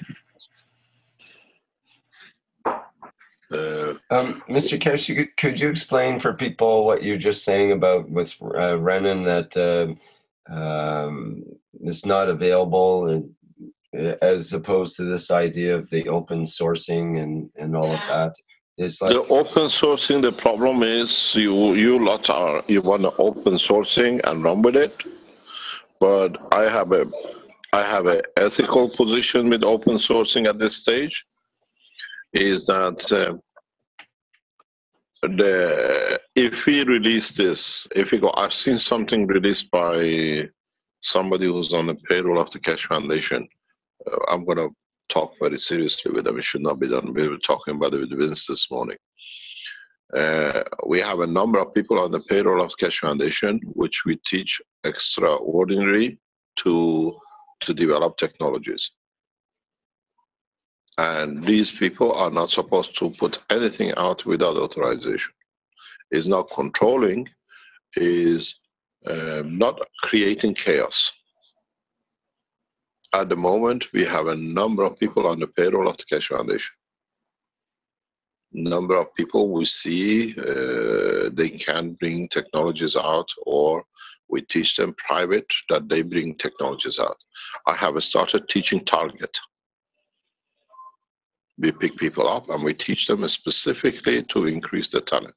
And these things should not come out. It's been a break of, what do you call it, trust somewhere.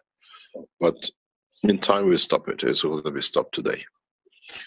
The reason for it is not to be open source, to block it, because these technologies can affect world economy in a very rapid way. A rapid change can bring chaos, and it does not fit into the pattern of the piece. Is not controlling the open source, is guaranteeing the world peace. I teach extensively private to a few people who I see and I trust to be. And some people's self-glorification has surpassed to in what they agreed with. I can give you the what we put out in the last 2 weeks. I could have put it out 2 years ago. But now we carry hundreds of thousands of people with us. 2 years, 3 years ago was a few handful we could have shut down. And now it's not being open source. It is open source, but we control the amount of the open sources. On the 17th, we are demonstrating to a president the energy unit.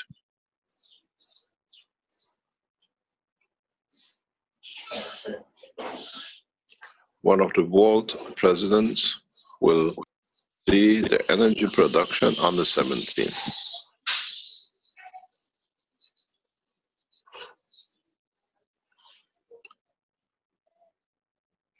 The following days or following weeks will be seen by 3 more world leaders.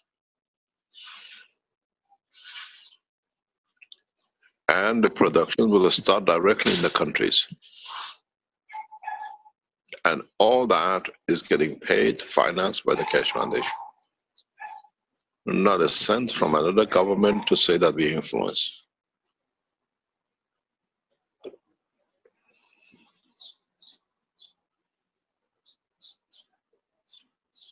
If we don't plan it, if we don't do it the right way, you're going to have a problem.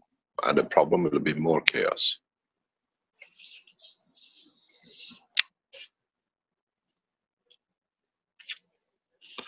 Is open source, is ready to go. The open source is amongst the Keshe Foundation open source. The open source is amongst the people who are the peace-loving nations. The open source is people who have the same commitment. The open source is not to take, to rape and destroy and claim to be, what do you call it, innocent.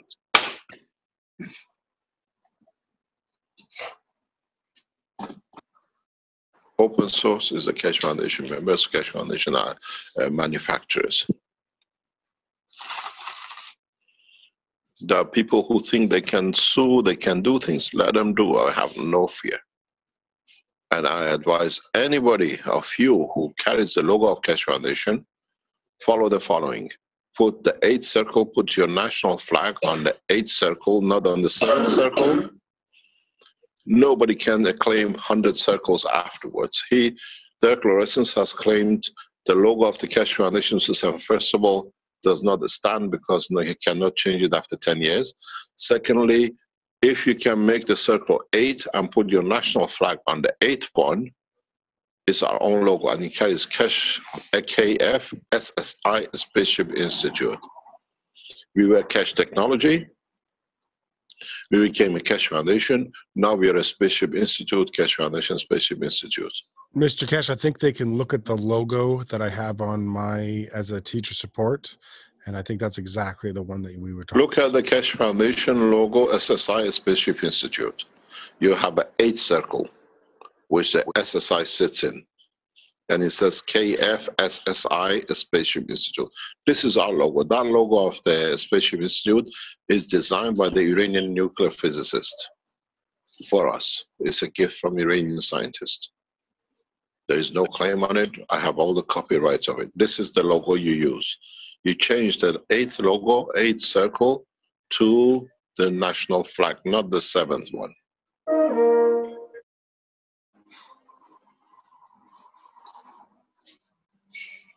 Yeah.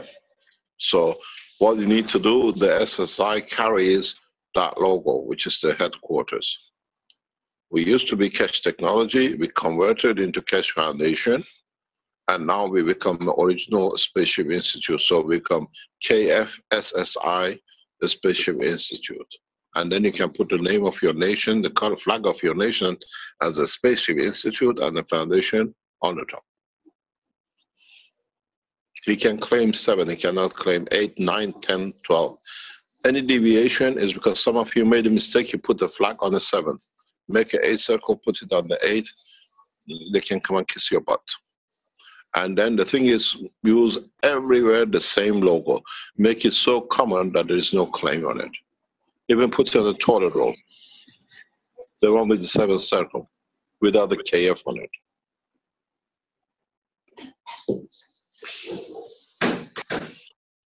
I will ask the Italians to make the logo with the exact colors for the toilet rolls, and we send it to the people who claim they have a copyright. It's good for the toilet, as long as he hasn't got a KF on it. So let me get it clear. Let me get my microphone on here again. Let me get it clear that should we not be broadcasting any logos that have the 7 year symbols? You can do it, it's all right. He says don't do it. All you do, you add a nation on it. Whoever is connected to the head of his Keshe Foundation, you put the 8 circle with K, with the logo of the Space Institute, with KF Institute. Mm-hmm.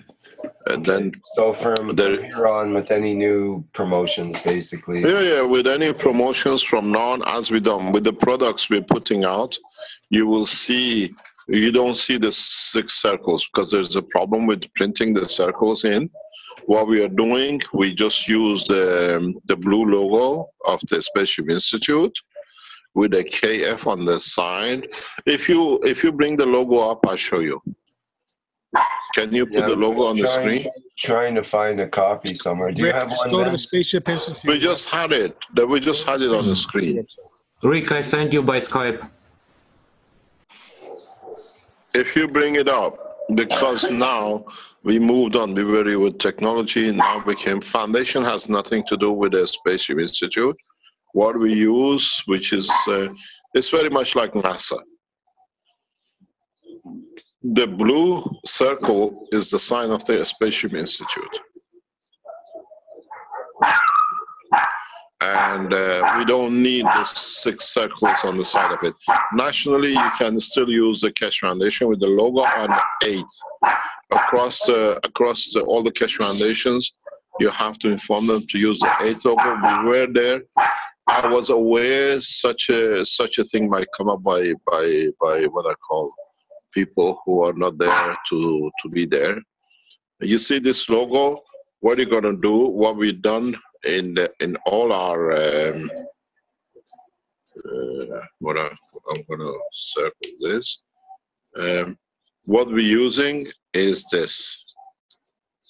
This is our logo. In all our systems, KFSSI, a Spaceship Institute. This is the logo we use. The other circles can be used any shape of color. Our people who advise us, they say cannot be retracted after 7-8 years. The copyright, first of all, we would like to look at the copyright when it was applied for.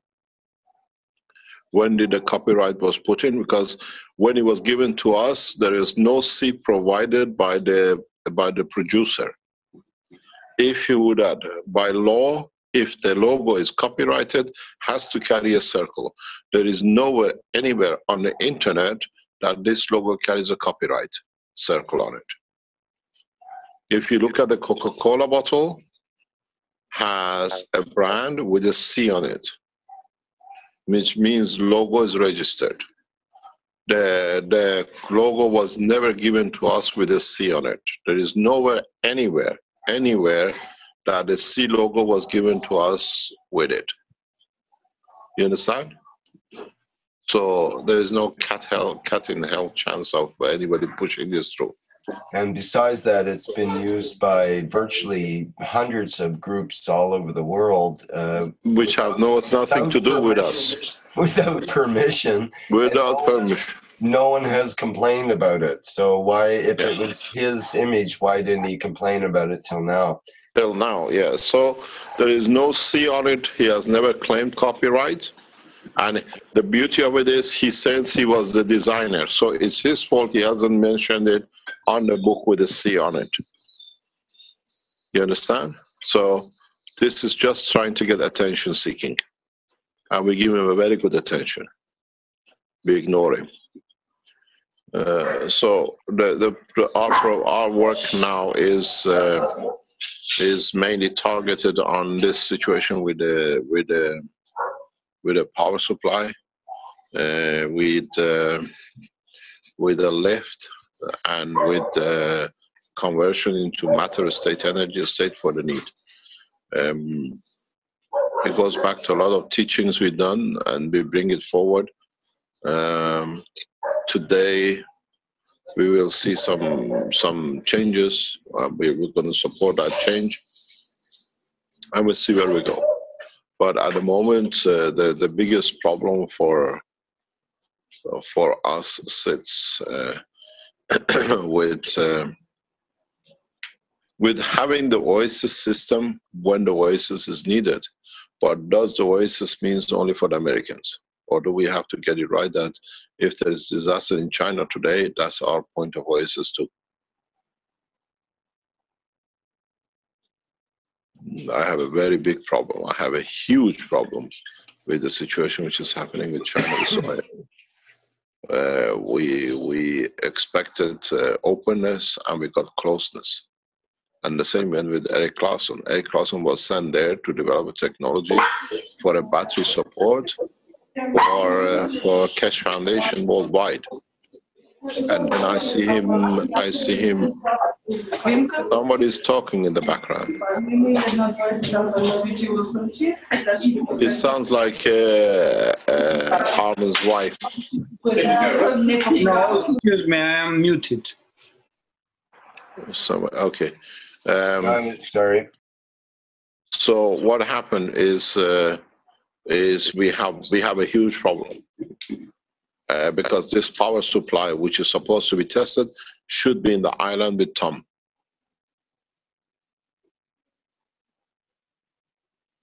Should be there that they can charge the batteries, that we can keep line of communication to support.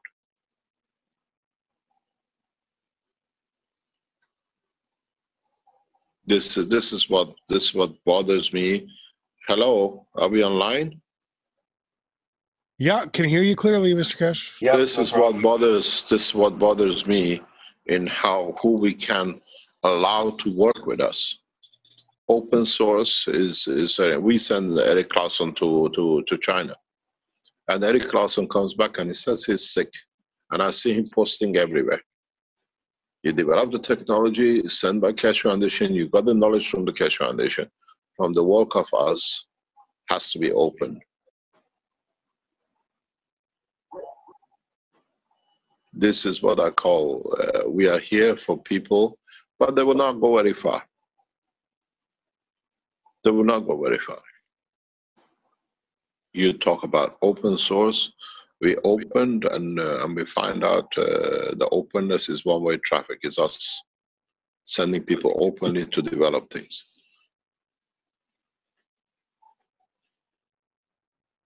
They tell me I speak my piece very correct.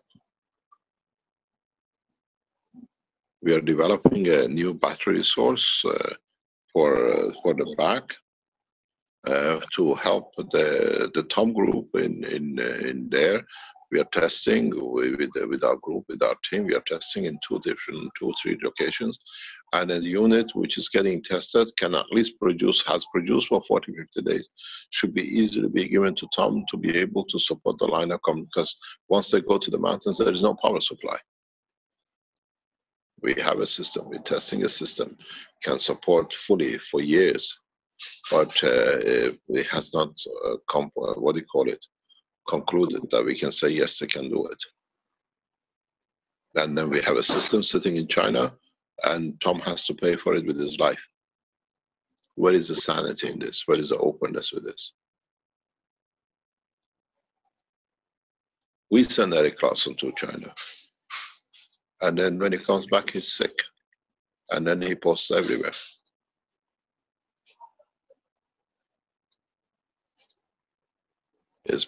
If even one line of GaNs is used in the production, one line of nano-material which we produce it, and it's supposed to be open, it should have been on the table. I brought a prototype. I showed it to the people who want to see this. It's going to be done. When it's confirmed, finished, it's there. This is a bunch of bandits which we face, and they call themselves friends. And we're going to see a lot of bandits.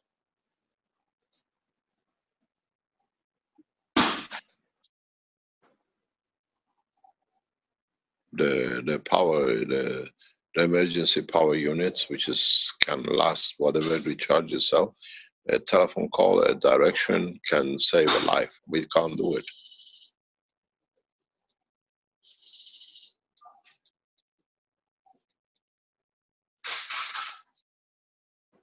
You think they're going to stop even people receiving the pieces that they can to help the others because they want to be millionaires? New Bill Gates. You know, there's an old joke, and this applies to all these new people.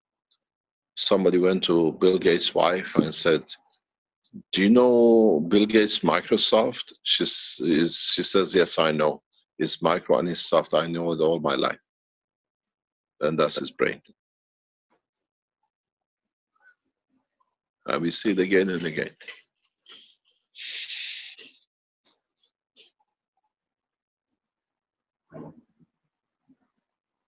So don't ask me, don't tell me open, what do you call it? Open source. We are very open. There are those who use the openness to do things for themselves.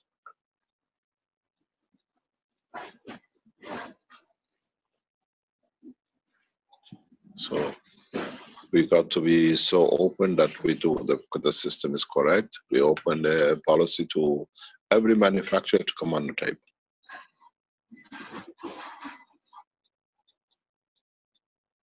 From now on, I send nobody to nowhere. You work, and even the people we are on payroll, they become two open sources, because if they follow the way we do it, when it goes out, it's perfectly correct. It's perfectly, people can follow the steps.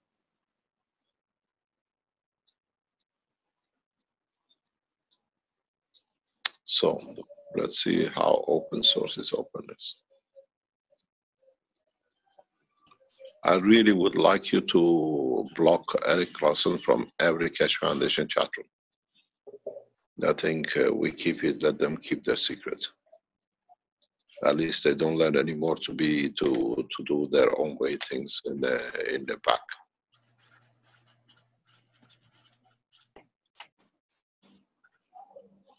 I think it's our right to behave the same. We should block Eric Clausen from every chat room.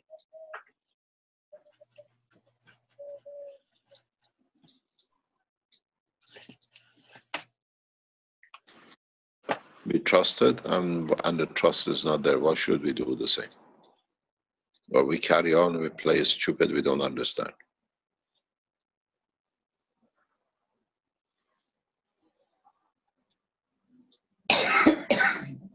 Because when we sent Eric Clausen to China, it was sent by the Keshe Foundation, by all of us.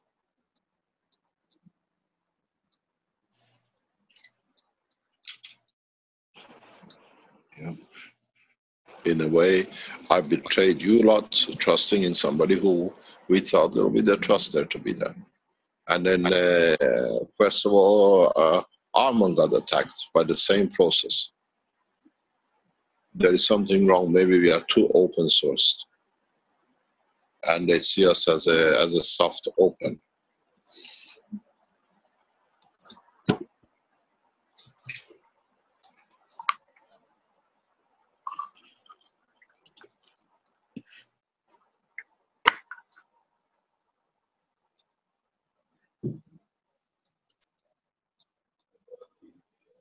I think you lot as a Keshe Foundation have to make a decision. Do you want this kind of behaviors? Are we going to support this kind of behaviors?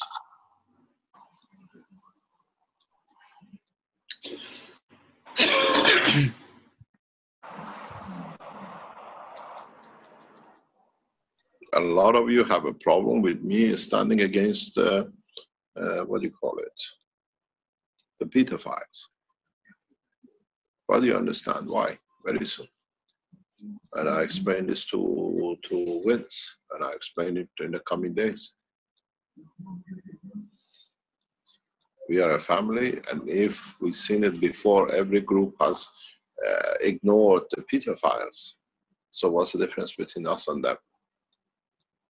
But when we go out, we go with 100% solid why we do the reason we do it.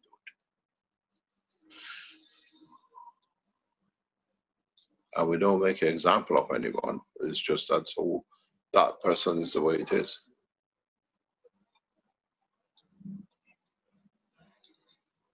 Eric Clausen used to be online with me, showing me the cups, how it is, this, I advise this, I've done that.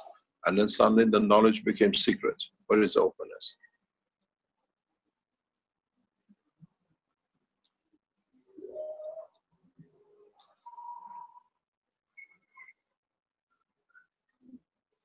Or are we sharing our knowledge with the wrong people?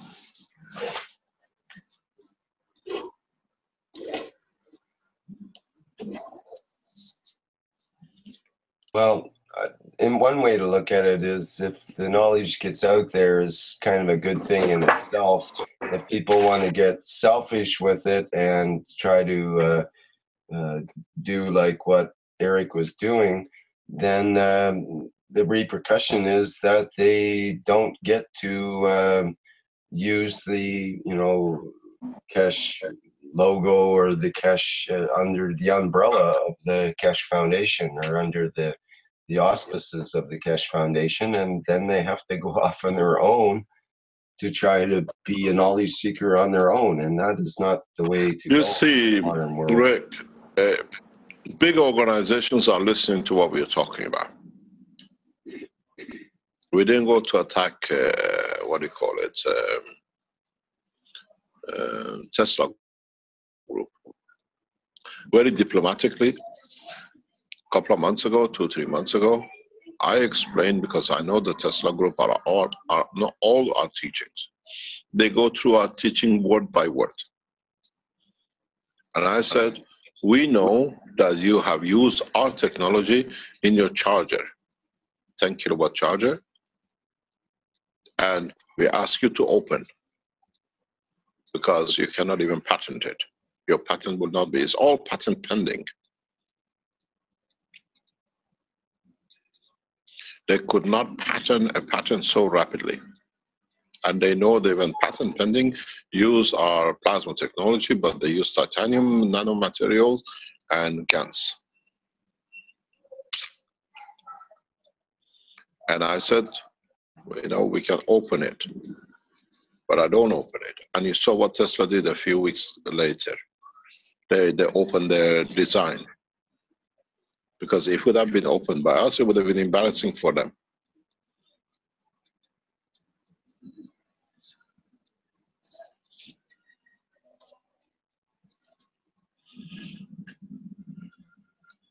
The process is very simple. It's not us who betrays us, it's us who is open.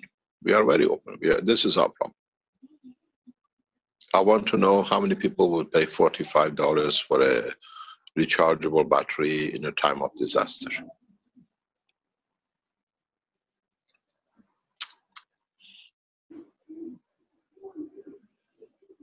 If we lose any life with Tom Sells not being able to tell us what's happening in the next disaster in the next 48 hours, then we know what's going to happen when the major disaster hits United States. And if we lose one life because of non-communication line with Tom, the son of Eric Clausen has to pay for it, nobody else, and those who support him. Mike Nassif has made everything possible for them. We made what appeal we could. We sit in the background financially and economically being able to support. I asked, what's his name, Renan yesterday. You were put in charge of the Tom Sells situation in Ireland. He's putting a rescue pack together that they can produce there, they can do. And I said, this is not, we shouldn't work in that way. How come people in Philippines, in China, doctors in the rest of the world, in Turkey, in Cyprus, in Nigeria, and in London are open? But till we don't open these people, we don't appreciate how good we are with each other. It shows the, what do you call it, the way we work. As my time is very limited. It's you lot who got to live with each other, and if the animal behavior carries on, it will go from one to another.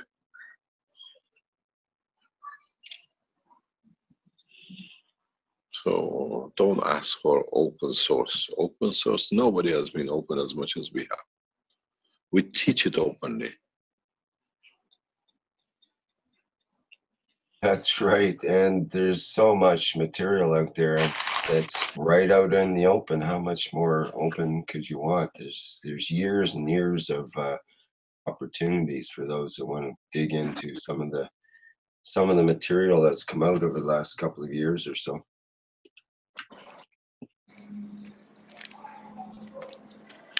I don't know. We'll wait and see. We'll look at the man's greed.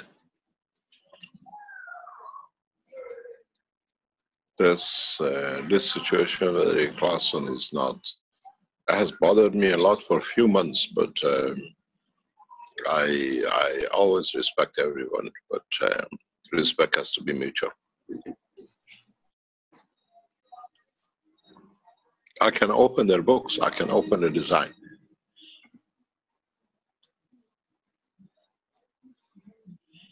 Armin, you're sitting there, you've done it. Just put the charger behind it, it'll do.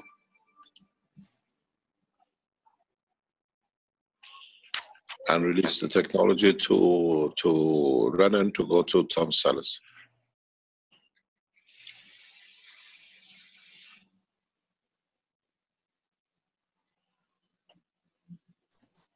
Okay. You know exactly. I gave you the thing to go to China. Just put the battery, rechargeable, small rechargeable battery on it, and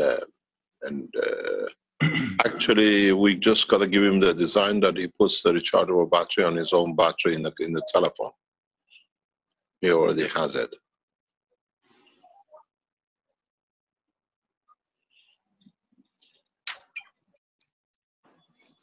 You just got to give him the circuit how to do it. If you send it to Renan, Renan will develop it with the team there and just send it to them.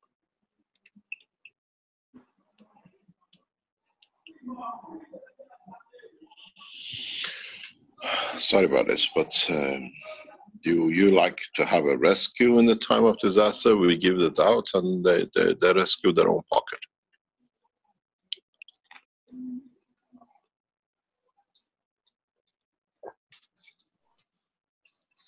I'm going to read you something, then you understand. Just let me go back. Then you understand why I speak this way.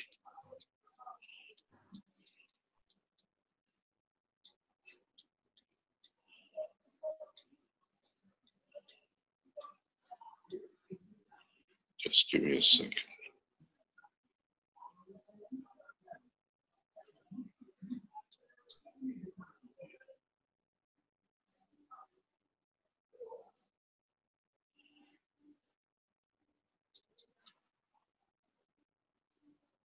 They tell me I go for people. I don't go for people because people have to go for themselves to understand what they've done, not me. I would like to inform you that for health reasons, I will be retired for the time of my activities. Therefore, need mental and physical rest.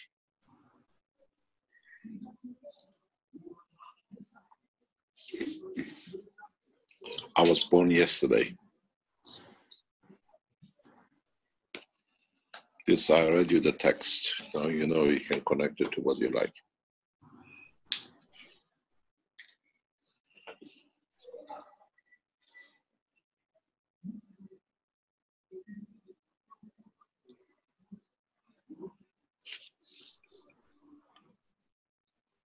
Betrayal comes in different shapes and colors.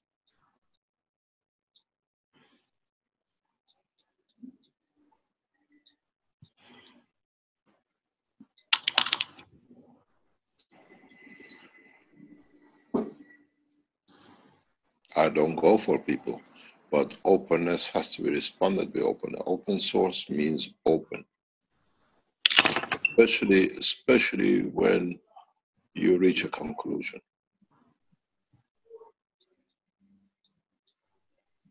A lot of you saw the pen from Renan. But if you look at the structure which Renan put in, with the two springs was never done. It was part of the private teaching which he added to it to get the pen done. So I never came out and say it's our design, blah, blah, blah. It's Renan's, let it be. The same as it was Alex or Arman's or anybody else. But he came open, he discussed, he brought it out, explained it, carrying on with different systems. This is how openness should be. And everybody is making pens. I've seen trays of pens. I've seen trays of pens people making to go to Tom Sellers. This, you're a plasma group, you have to understand what it means. The pens are definitely remarkable. A lot of interest and a lot of positive remarks about them working. So, we release 1 million pieces in October worldwide. We go irrespective. We release 1 million pieces with the logo of the Keshe Foundation on it. It's actually maybe I don't have it on my hand, so that I can show you the actual item. It's like it's a copy of the power generator unit, the maglev system, but it's 14 centimeter long. We have adopted the shape for all the products of the Keshe Foundation, and they follow the same.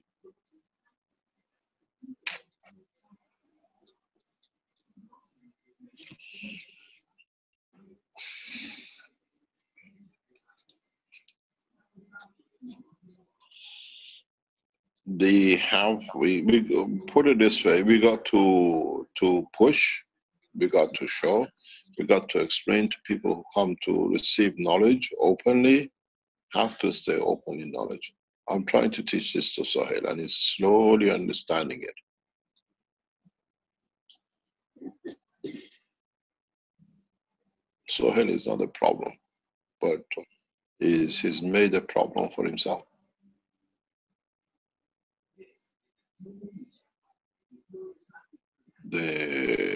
We'll see a lot of groups with like Renan. He meets with the manufacturer. We know, we advise, we see what we've done. He says what is done.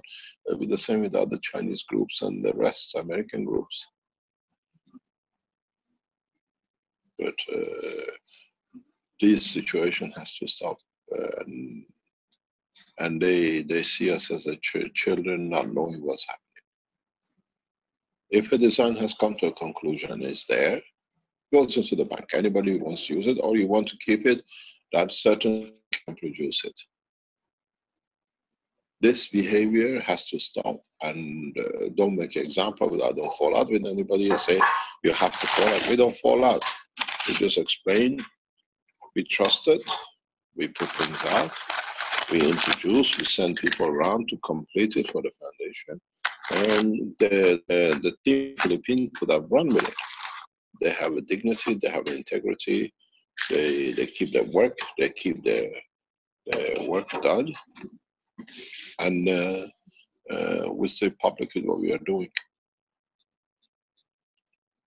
I wouldn't say the energy unit will come from Keshe Foundation, Italy or Philippines only. Register according to what we said. Take all the designs, everything is blueprint. You know, the people who come to the blueprints, you will see how everything is explained piece by piece. You don't need to do a thing, you just got to manufacture. And then we get secrecy. So we are back in the same, as we say, shitpot as before. The only difference is they can't patent it, because it uses a GaNs and a nanomaterial. So it's unpatentable. And you need to put one unit out, we break it open, we know what it is, we put it as a blueprint, because it belongs to the foundation. Why to get to that point? The minute the first energy unit comes out of China, I open it up, I cut it with a drill, with a blade. The design is ours, we just put it on the blueprint. This shouldn't happen.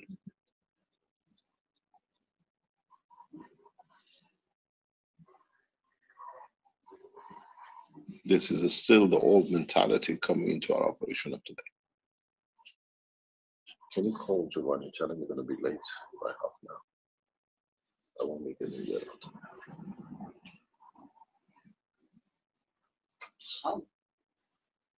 He gets there by 10 o'clock. I come. Yeah, can you tell him to pick me up? Can you call? Because you have the time. So this is the problem we have in these chat rooms, in these situations as a plasma group.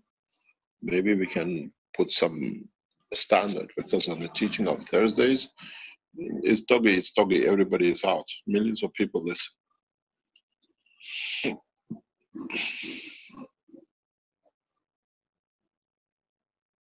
How come I was good enough to call and go through it, to explain and to put things down, but when the system is completed, it's I'm sick.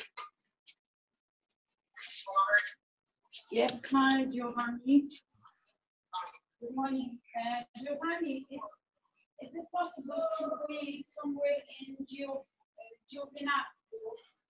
This is my problem. I have no problem with no one, but there is an old say: hand washes hand, and then he washes the face.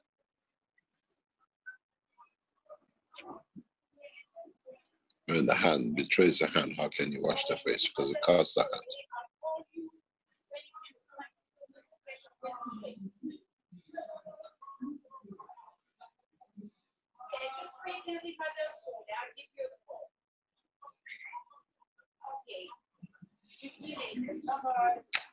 This is where you want to save, you want to have a rescue plan.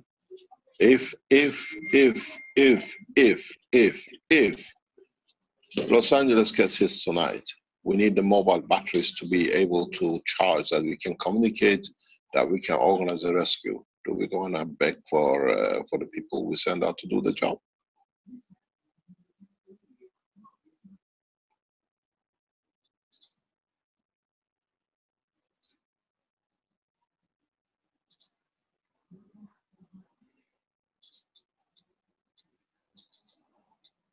Last week I said to Renan, open the patent or directly, they open the design to Tom Sellers, but they don't have the facility to make it. So we are developing a more simpler, complicated, simple version that they can have everything, the whole OSS. I wrote to Renan, what do you want to make a rain jacket, blah, blah, blah, blah, is not needed with the plasma technology. You are still in the old system.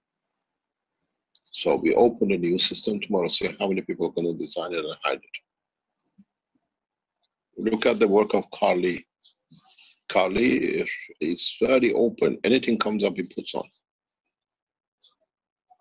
Anybody walks into the center in Zhanjiang, he opens up. If they get the disease of the next door neighbor from Sohail, then God help us. We have a Chinese against the Keshe Foundation China. And this cannot happen. Sohail is learning slowly to become open. It's been hard for him because he doesn't come from our mentality, even though he supports us, but he's got to learn openness is openness. Then blue, white patterns are, what you call it, time sharing is time sharing, is sharing all the knowledge.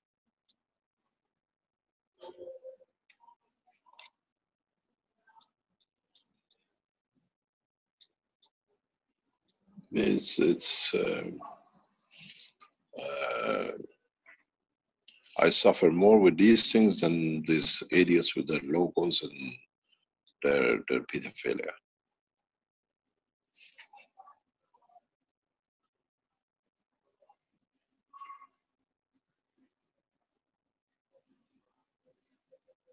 We'll see. Don't talk about open pattern, or what do you call it? Open source. Our open sourcing at the moment has got people who have no source to tell us what's happening if they need support, if they can come back to the house, if there is a house when they come back, because there is no power supply to give them.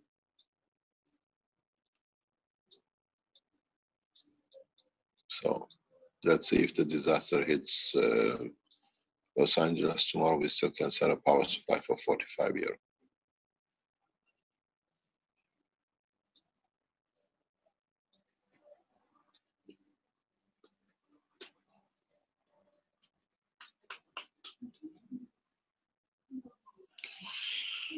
Anything else, gentlemen? Sorry about this today, but this is how we share everything, not just the knowledge, but understanding the ethics of the knowledge too.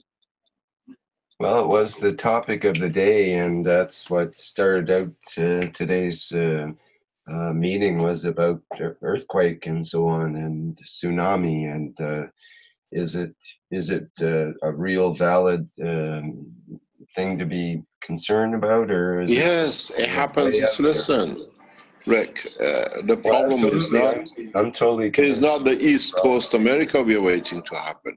Yeah, it happens in China. I mean, West it happens Coast in India. Yeah. In the west coast of India, we're gonna get hit by tornadoes or whatever. Yeah, and it's true of virtually all parts. It's not just the earthquake and tsunami. It's other changes, like you just said, tornadoes, typhoons, you name it. The Earth's going to be getting it, and it could be. No one is immune in a sense because it's so variable right now that.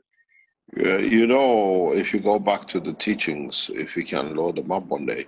Last year, me and Caroline were walking by the Lake the Garda, and I explained to you, we saw suddenly they usually get a wave on the coast, on the shore, when there is a boat crossing, and out of nowhere there was waves hitting the shore. Very, very shallow, but you could hear the force of it. It was like a fast boat pass, but there was nothing around we could see. I said to Caroline, look, we just saw this. When we went home, we found out there was an earthquake inside the lake. And what we saw was a mini tsunami. What happened if the forces and the depth of the lake was further out? I would have been part of that tsunami. Because the ceiling in the house cracked and we had plasters everywhere. And it's in the news. So none of us is immune from these things. This time I saw a little one. What happened if it was a big one in the lake? I would have been part of the tsunami washed out.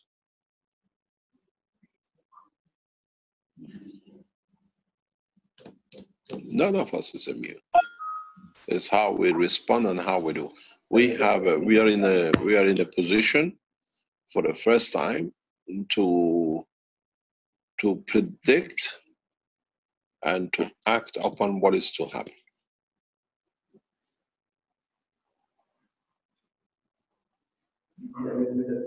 Maybe what is to happen should bring us closer, that we do as much as we can, that at least we know we did our best. If one of us is not there due to tsunami and earthquake, we carry good memories of sharing.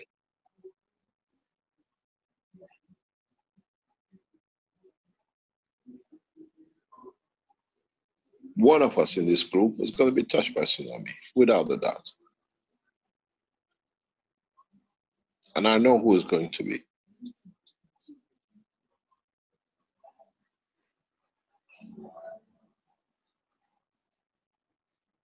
Don't forget, in the core meeting, I said 2 people will not be with us very soon, and you've seen it happen.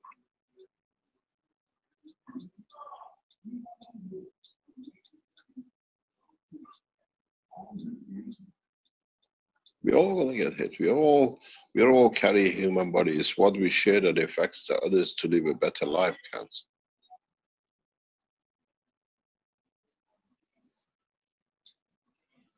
I don't predict. I don't preach.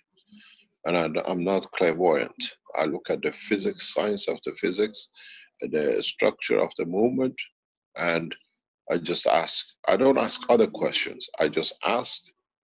Vince can tell you, I said, have you seen any change in the pattern of the birds? 2 days ago. Then he told you he saw the birds flying in the wrong direction. Then usually means they got a message. They've seen the change of the flow. And usually they say you got 10 minutes when the animals start stampeding from the time of earthquake. Now you know how much little time you have. Birds feel the change in the gravitational magnetic field of the Earth because it interacts with the upper atmosphere and the air side, not the physical side. When an animal stands on the ground, he feels the vibration of the ground. But the earthquakes at this scale come from magma and the plasma, and the birds are in the wing. They feel it first. 10 days earlier, 20 days earlier, 6 months earlier, because they have to change the whole pattern of the food and when they're going to have their children, when they're going to be eggs hatched. So you got your warning with the bird.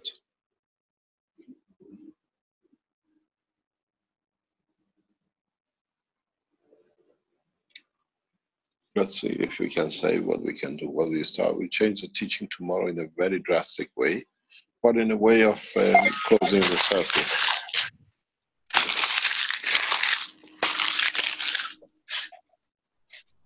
Okay. I have to go to the center to finish some Yeah. works.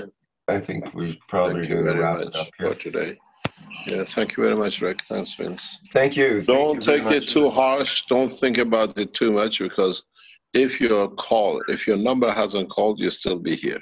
Yeah, I have visions of tidal waves and stuff, but it's mostly my active imagination has now calmed down a bit. And a lot of it is for people out there to find out the data about your local area. There is data now about if there is an earthquake of this amount, what will happen, and the exact tsunamis and everything else. There's maps out there that I still have to delve into more. But I noticed there is information. But look at what I said last week, and Then look at the. It could be much more massive. Around it's the much world. more massive. Yeah. It's by more of magnitude, much more massive. Yeah. Much more massive. It's a separation of a continent, so you can imagine what's going to be, even if it's a few kilometers. But the structure underneath, they usually tell you what earthquake was, how much deep was the source, and the what do you call it, on the crust of the earth. Usually they say the depth of the earthquake was so many kilometers in. This is breakup of total structure.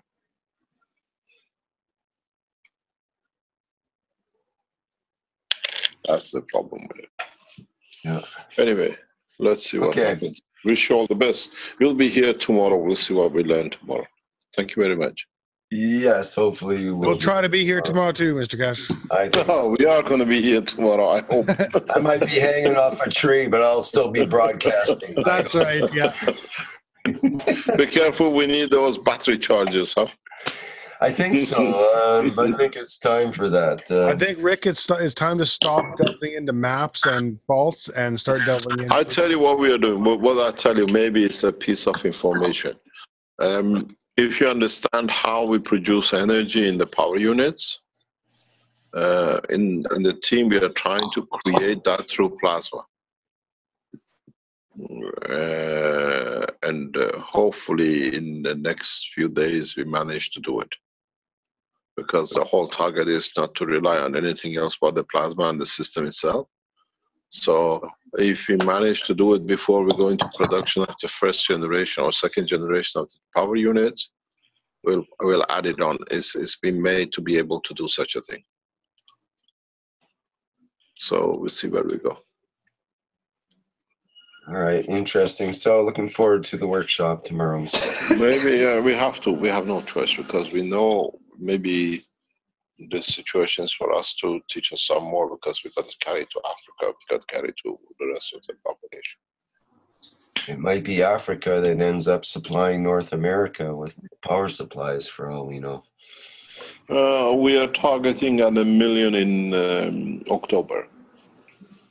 Sorry, 1 million in November. And we are gearing up to 10 million for next year a month. We produce 10,000 this month, trial run. We produce 100,000 in October, trial run.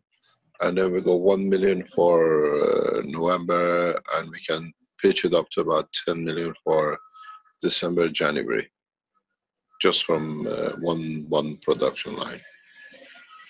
And then we have to see how the others follow. But we are geared up for what do you call it, for a few million to be released in one go. Hopefully Renan is in the same position as we are, and the Chinese will be in the same position.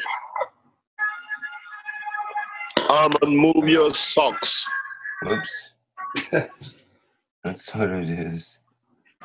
Armin sound. I don't know what you Canadians are doing. You got to pull yourself together and start manufacturing a list that can support yourselves. Yes, that's true. Yes. I tell you, the Americans won't be there to give you a helping hand because they'll be too busy for themselves.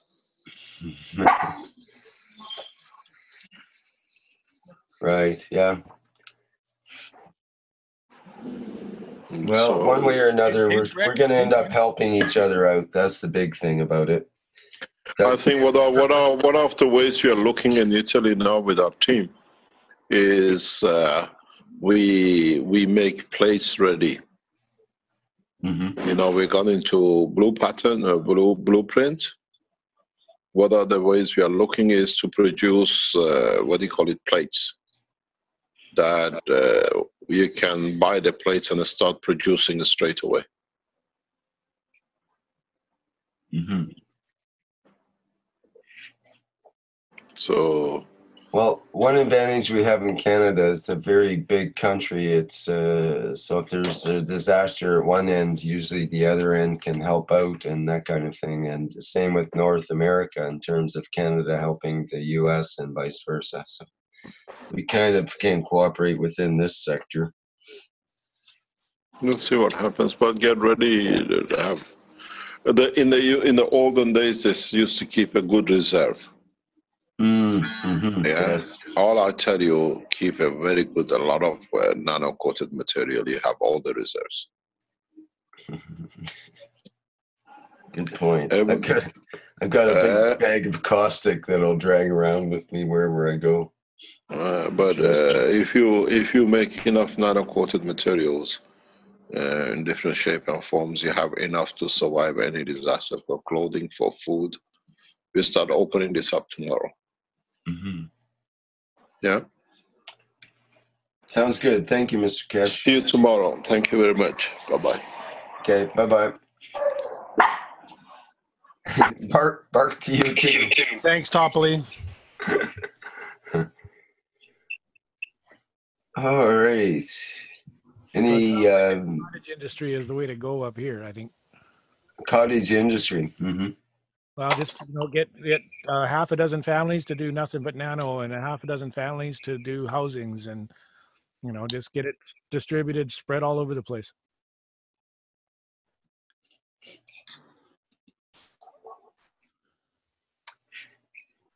Yeah. Well, it seems like Mr. Keshe is determined to release a number of different products in the immediate future. So I'm sure between all of us that are coming up with different things. Blueprint for connections. Blueprint for connections. I think that goes to the knowledge and resource sharing aspect of the website I brought up last week. Could you say a little more about that?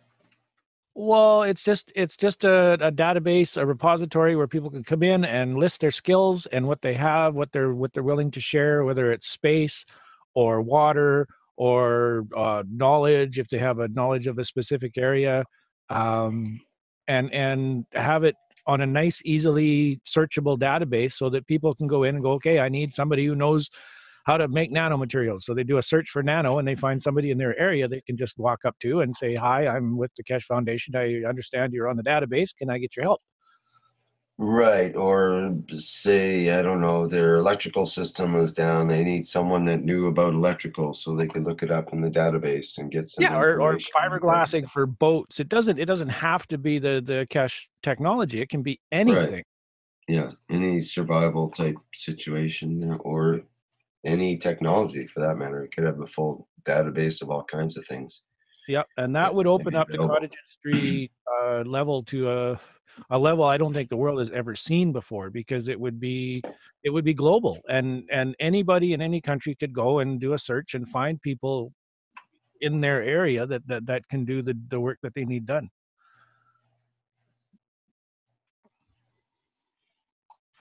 If we set it up on a non-monetary basis where it's hour for hour, but it's like a time bank, I would think. You're getting into something really big there, John. So be Oh, I know, careful. this is huge. Yeah. This is huge. And Fix the World's touched on it. The Venus Project has touched on it. Ubuntu's touched on it. Everybody has sort of done a little bit of it, but nobody's actually ran with it. No, because there's a security concern usually. And the other problem is during the actual disaster, most of the time the communications are down, so all the great plans don't work about being That's able what I was going to say. We should start working on a communication system between the people here, as in different nano coatings, different. Has anybody worked on that? The I know instant communication, is that the instant communication idea? Well, it doesn't have to be instant, but I know me and Lorenzo have talked about different aspects of like the Mobius antennas. We talked about nano coating. That's what I'm doing right now. I'm doing some nano coating of some copper to make into a Mobius antenna to see what that does for a Wi-Fi extension of signal. So is that what Armin called the blueprint for connections? I don't know, Armin, is that what you were calling that? Or I think it was something else. So the connections between the plasma and the matter state is what you're talking about, I think. No, actually, I was reading something. I just forgot my microphone was on. Here we all are inventing things and discovering things all from that random statement, you know? There's someone out there that's building structures built on what you said, based on what you said. And literally people do sit there and make copper wire structures and so on while we speak here, which is a great idea, actually, I think. Well, I just put my reactor system back together, kinda. In a different way. I'm gonna take it apart again. I just wanted to make sure everything was working out. But then I'll show everybody what I've done. It's just been in the meantime. I've got my coating system down pat, so I can coat things very easily, very non-time consuming. I can show people that it's very easy. You want to do that now, you mean? I don't know. Do we have time? I thought you said about ending it. Well, it's up to you. We could carry on if you wish. Yeah. Anybody else interested? Yes, I am, Vince. Yes, certainly. All right. So let me stop the screen share, right? Okay. Are you're gonna show your video, or what do you got there? It's really dark here, so I don't know. Let's see what it works. What it does.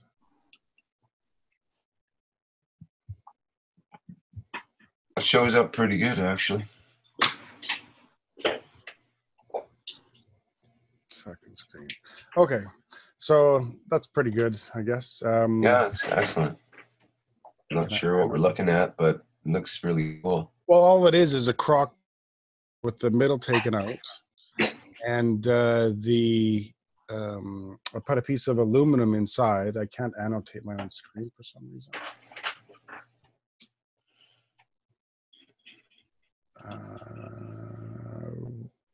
Gee, that looks like my workbench.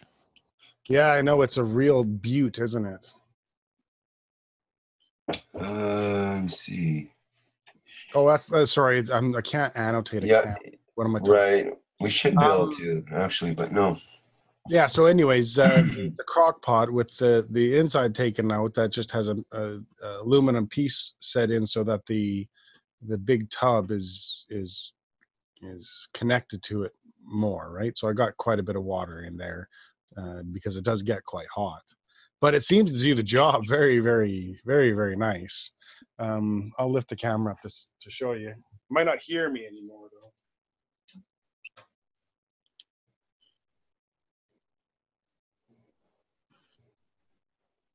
So I just basically steam coat it inside there. A bunch of coils that I've tried, but what do you got on your crock pot there on the top, or what does that plastic container sit on? it's just a metal piece, right? That's Metal plate. Oh, okay. Bottom, right? So when I turn the crock pot on low, this gets pretty hot. Yeah. Keeps a very, you can see this has been open for 4 hours, 5 hours, and there's still lots of condensation on the sides. Right on. Yeah. Right, so there's lots of steam that gets generated. I think that's a good secret in itself. And so I literally just turn it on, let it go with the lid on, turn it off, open the lid a little bit, let it dry, and repeat that process. So I did that with what I have in here now. Let's see if I can raise it.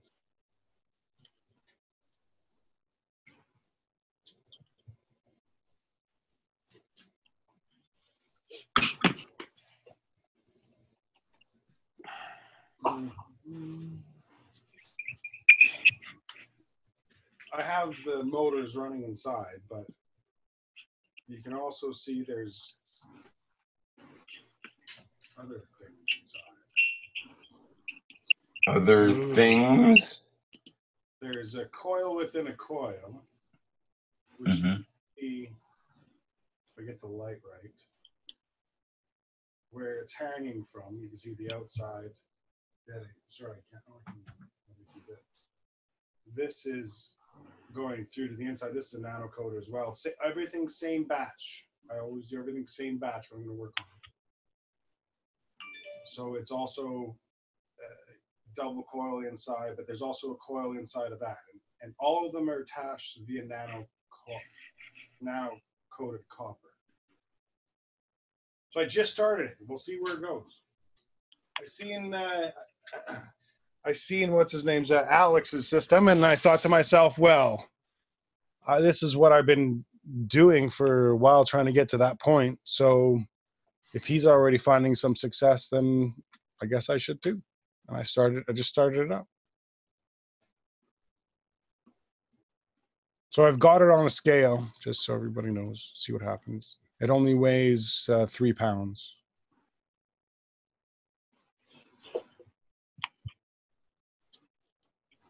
Right on. Nice having the parts that you need pretty much available and ready to go for a new little experiment. Yeah, or just modify the old parts that you have. Yeah.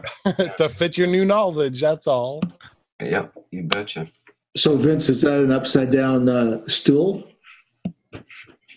It looks that way, doesn't it? I don't think so. I bent those. Those are custom bent by Vince, I think he said, yeah. They're all custom bent out of 1/4-inch aluminum tubing. But you could actually use just a bar stool if you had that kind of just off the shelf, eh?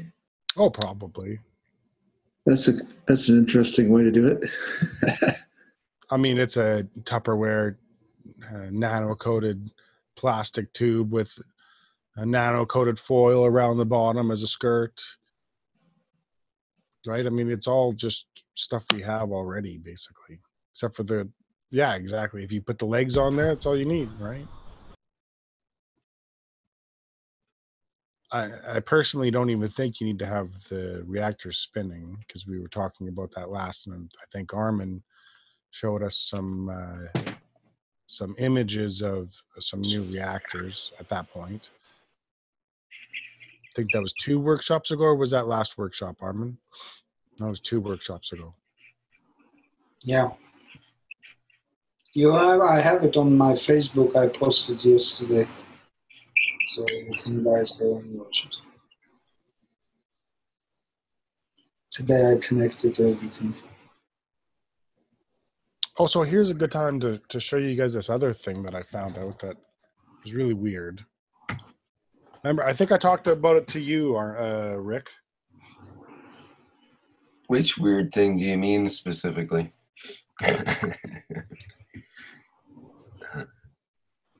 Something weird.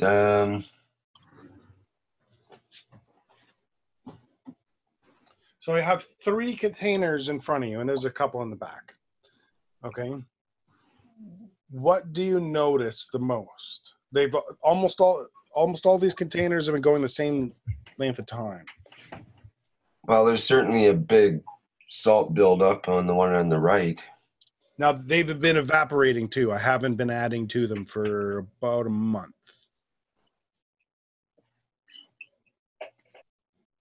Okay, so this one is a titanium welding rod, I think it is, or what? Tungsten, or tungsten, you mean? Yeah, with the radioactive material in it. Yes, with what do you call it? Thorium. Tungsten with thorium, either 1 or 2% thorium. Yeah, this has 2% thorium. What is that, a welding rod? Yeah. Tungsten with thorium. That would be a TIG electrode, I believe. Right.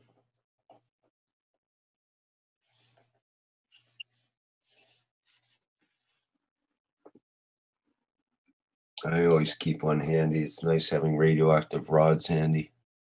Remember I sent you that picture, Rick, that had the fuzz? There's the fuzz right there. Fuzz! Let me spotlight the video. I couldn't see your finger pointing there. Go ahead again, sorry. Let me move it in with some light. I gotta find my light again.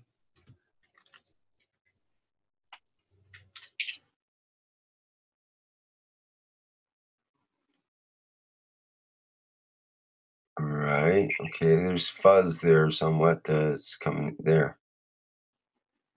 Uh-huh. That was built up on the side of where the salt was built up. Has anybody else experienced that when making GANs? Well, definitely you get a lot of weird things happening when the salt concentration builds up from evaporation. And the salt seems to travel, like just goes in and out.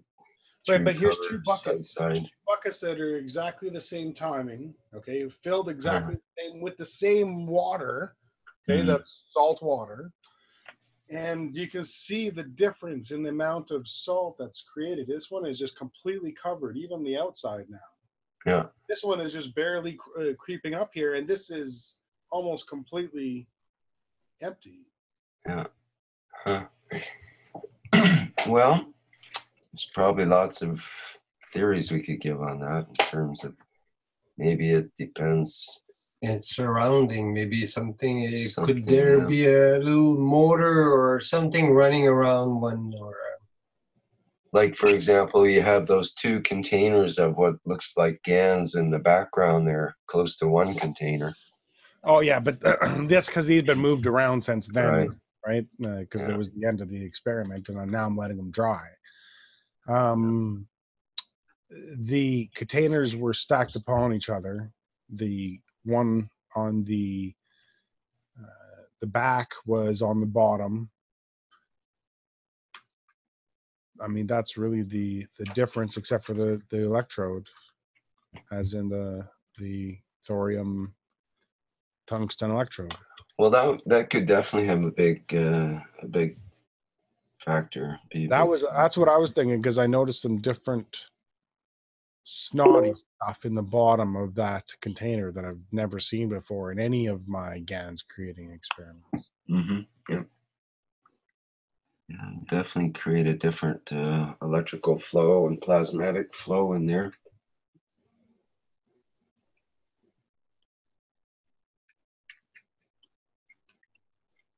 Yeah. So that's just my experience lately. That's about all I've been able to do is sit there and watch it as I'm typing away.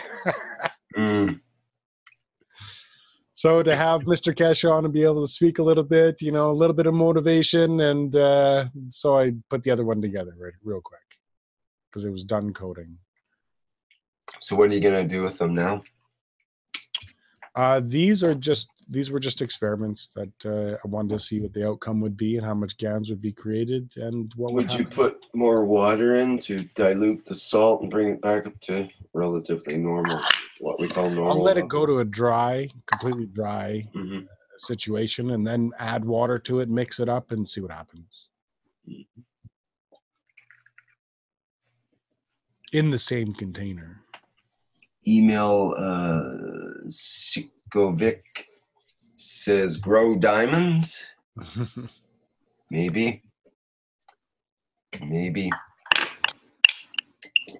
Add some plasma pressure and heat, and no, it's just graphene nano coating is actually pretty simple stuff these days. So turn it from two-dimensional. I mean, look, come on.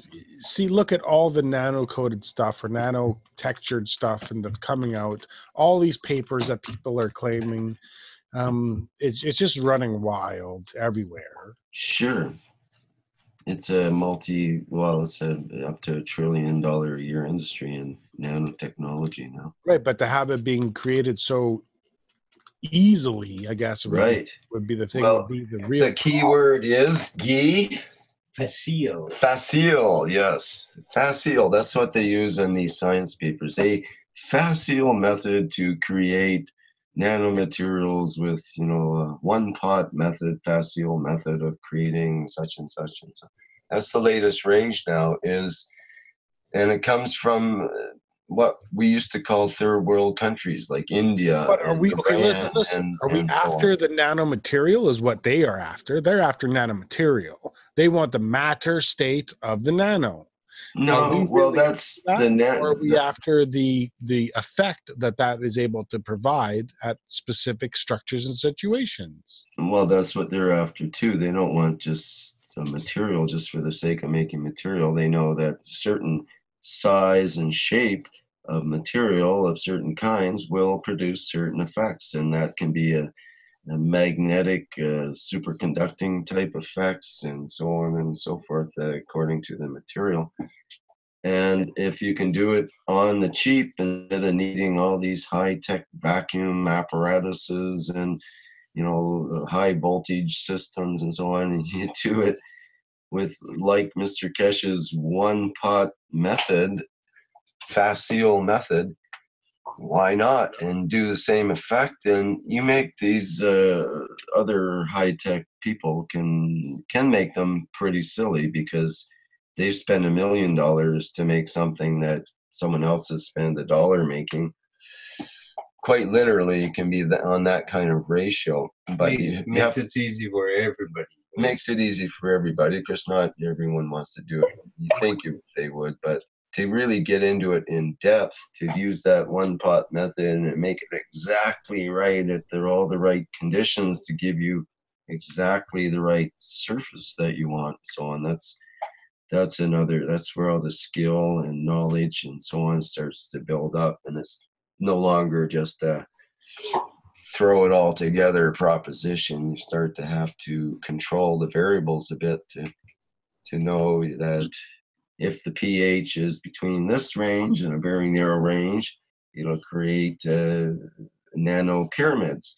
But if it's in another range, you get nano hairs or nano rods or something like that, which have completely different qualities, or not completely, but you can tune it to your specifications essentially if you know what you want and you know how to get there, and you can use these simple methods, then yes, at home you can create your own nano coating, as we've all proven basically. It's just a matter of what quality is that coating, what exactly do you want, what exactitude do you have, and the techniques to get there. And that's where some of the high-tech operations can be better, because they might have some sophisticated equipment to measure and all that kind of thing. But so can we, and they might even have equipment on an iPhone that's more complex and accurate than the $1 million equipment of today. They could have that easily in a month or two or whatever. That's how fast the whole technology is moving. There's a big demand now for knowing what these nanostructures look like. And so you can realize there's hundreds of companies trying to come up with the cheapest, easiest methods to know what it is you're looking at, preferably in full 3D or Technicolor on your iPad. And that's basically where we're going with it. So they have sensors now that can sense, for example, there's one Israeli company that's got an iPhone app that senses your drink when you're at the bar, and it'll tell you the percent ethanol, alcohol in your drink.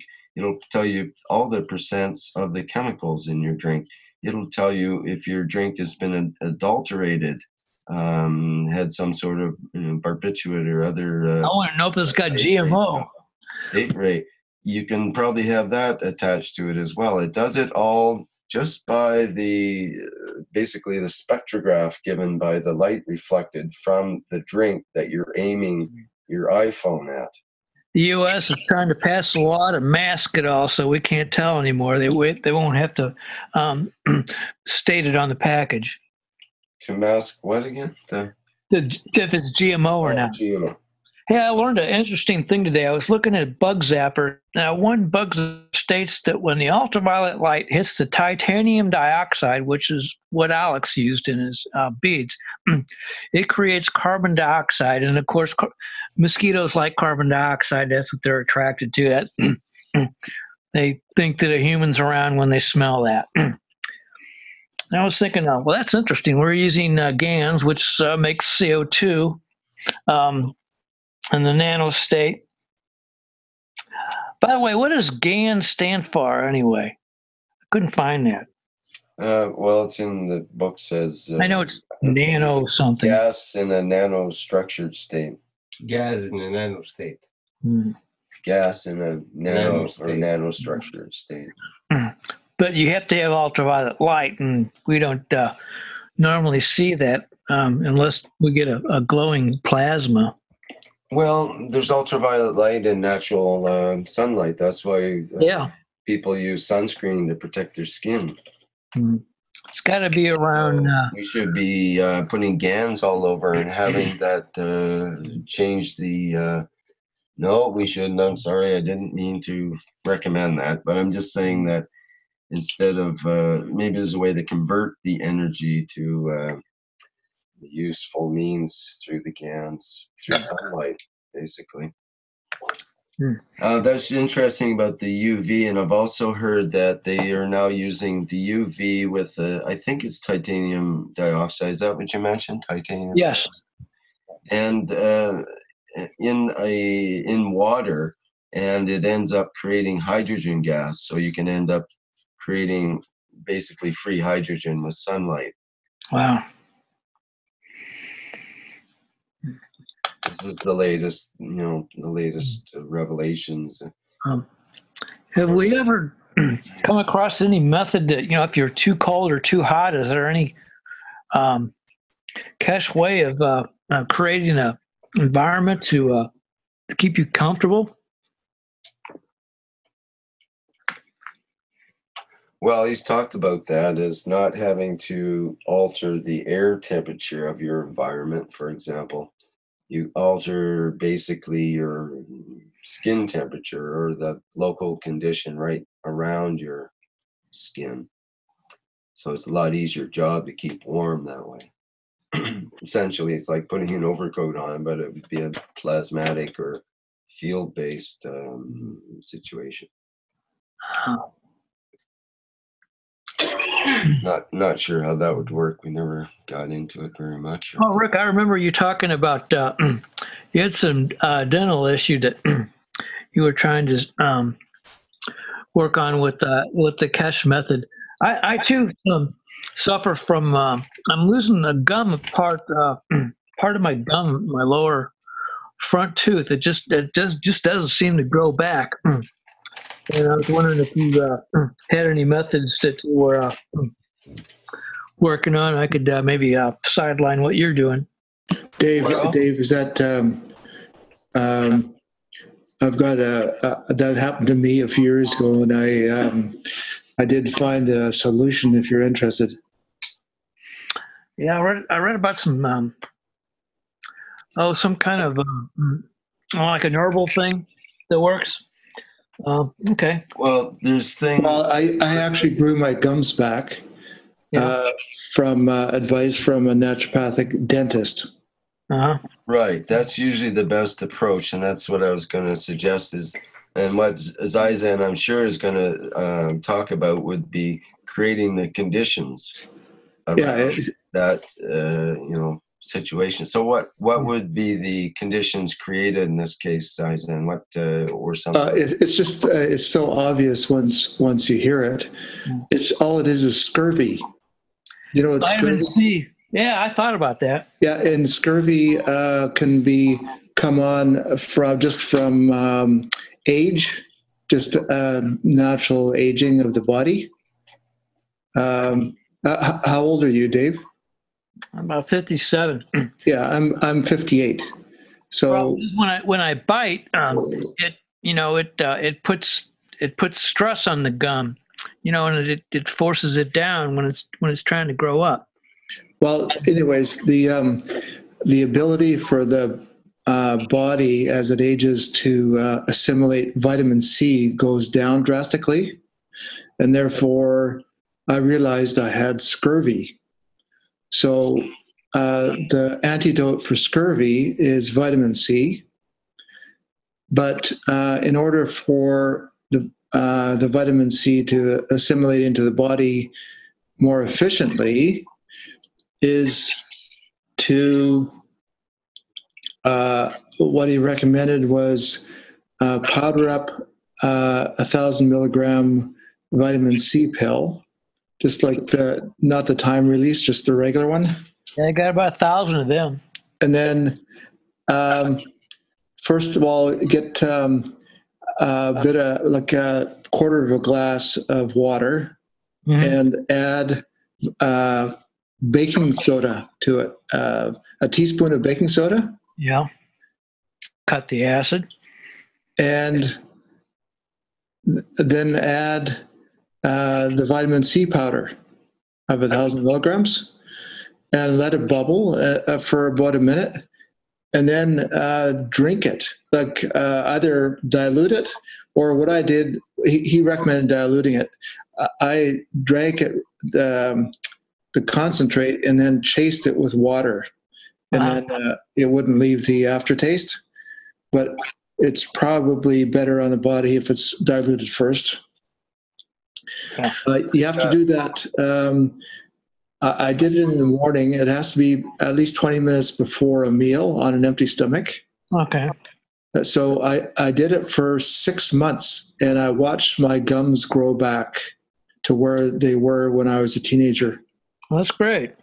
So it's all it is scurvy. Yeah. Well, that's very interesting, and also with the idea of the pH inside your mouth is actually very critical, and that's why, for example, when we eat sugar, for an hour afterwards, there's a high activity of bacteria that takes place. So that's when there's the prime time for tooth decay and gum irritation and so on. And it's almost strictly due to the pH, because it turns out these tooth bacteria, which are some of the toughest little buggers in the world because of the environment, they're in this acid environment, and tooth enamel, the toughest substance known to man, basically, and so on. And these guys wait for the opportunity for that pH to just be that exact right range, and bingo, they go to work, do their action. And if we can alter that pH, you can take the sugar, but you can follow it up, for example, has been talked about before, with cheese. So the cheese has enzymes in it, and it changes the pH and so on back to much more closer to normal. So you don't have that hour-long activity going on, and it actually can prevent tooth decay, and you can even have it at night before going to bed and so on. But the main idea is the acid in the mouth, and especially as we get older, because our bodies naturally, especially with the North American diet and probably most of the places around the world, it turns your body more acidic, and the acidity ends up being a problem for not only the mouth bacteria, but other forms of bacteria, viruses, parasites, etc., that could form cancers and so on. And so the acidic body tends to be more prone to that than the alkaline. So they suggest an alkaline diet to help rebuild and that kind of thing. And part of that, strangely enough, ties back into the vitamin C through lemon. You can use lemon juice as a means of neutralizing the too acidic of a body. Even though lemon juice is acidic, that's strange. It produces an alkaline reaction in the body. So it can actually help to cleanse. That's why there's a lemon juice, maple syrup, cayenne pepper diet called the Master Cleansers, recommended by Stanley Burroughs back many years ago. Personally, I prefer limes actually over lemon. Okay. Well, that's very similar action, but a similar thing. But something, and that's all, good for all kinds of general health. It basically saved my life to fast on that particular substance. You can do it for 10 days and it will cure virtually anything known to man. I'm convinced of that. But the latest and greatest, that's the best for teeth and the whole mouth situation that I found recently, and it seems to be true from what I've read and so on, is with coconut oil, and basically coconut milk and other products too. But yeah, I tried that. In particular with coconut oil, and I use that as a major part of my diet now. You just hold it in your mouth for like a half hour and then spit it out. That's called a coconut oil pull. I was just going to mention about that. And that has particular qualities to it that can be very useful for, it coats and pulls out toxic heavy metals from your gums and teeth and so on. And definitely is a useful technique. But the most important thing of all to me is if you've got any decay or calories or holes, basically, which I do because of fillings that have fallen out, and I don't want to have them replaced because I don't want more of the same, You can make the enamel recover. And that's right. So, but the first thing is you got to keep it clean. You got to keep the food from rotting or bacteria, the breakdown of the food in there. So, whether that requires extensive toothpick action or maybe one of the new water pick deals are quite interesting to me. I had a piece cracked off that I want to repair.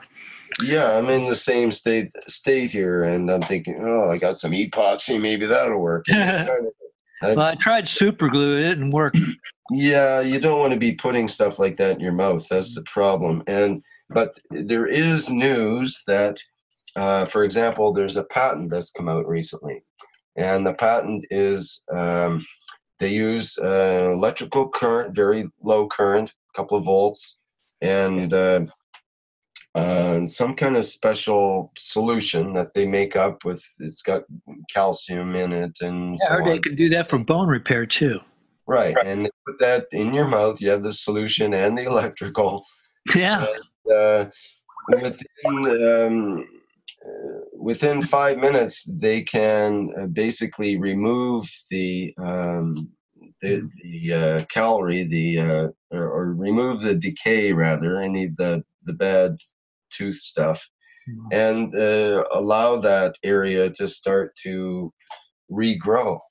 And this is an interesting idea to me that I never really thought when I was growing up that teeth could be regrown. It's common, you know, you get your first teeth, they fall out, you get your second teeth, they get busted out or broken or somehow decayed or whatever, and you lose them and that's it. Or you lose the cap of your tooth because of decay or some breakage, and that's it. It doesn't tend to grow back. You don't say, oh look, my whole tooth grew back. But under the right conditions, under the right environmental conditions, this is the natural thing for teeth. They do grow, and it makes sense. It's a nano coating process, and it's very similar to the same process that we use to nano coat our plates or copper plates and so on. It's an inside out process in that it's the partly the environment, but it actually grows from the inside out.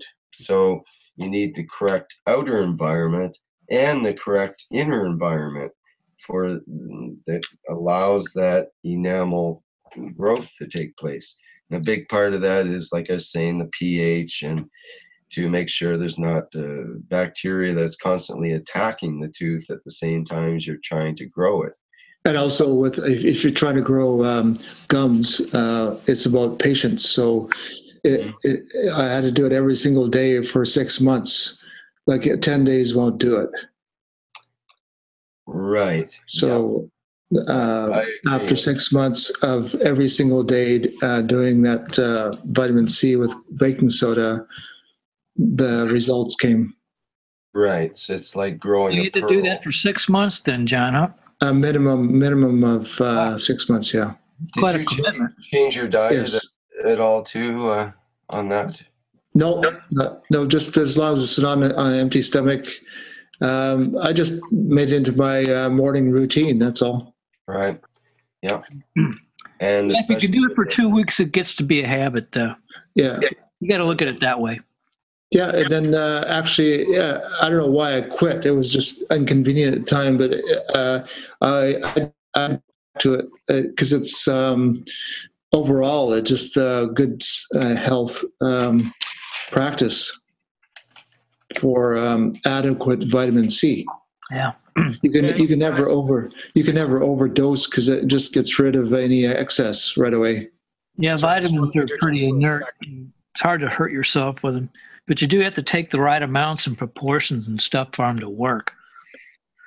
And also the way so the body can assimilate it, and that's what the baking soda does. All right. Now here's another very interesting thing about tooth decay, Rick.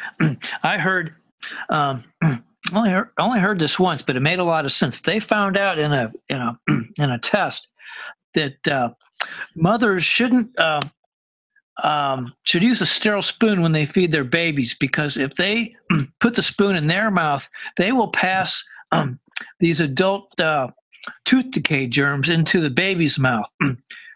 Now, this is something we all grow out of. We quit getting cavities after a while because our mouth gets it's able to attack all those bacteria that cause the tooth decay. So it's something that No, don't buy it. Maybe we can make a vaccine. Part of this, yeah. This is the part of maybe we can make a vaccine, and maybe we can, change through different factors that way. When it's actually the mouth bacteria from the mother that gives the baby all the immune system responses that it needs. You're saying the other way around, yeah. Yes, absolutely. It's the same as you don't keep kids from playing in mud because they might get dirty and get germs.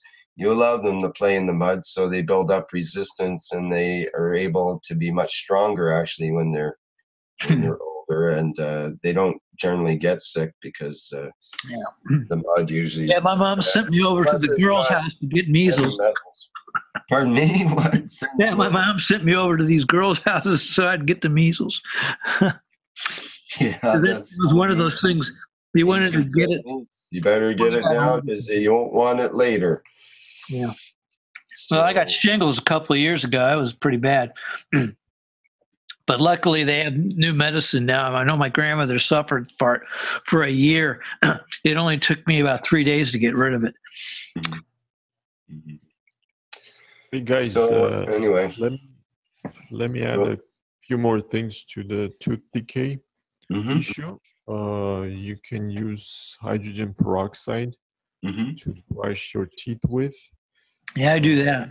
It's a good whitener. Colloidal silver is pretty good to kill the bacteria on the teeth and stop tooth decay.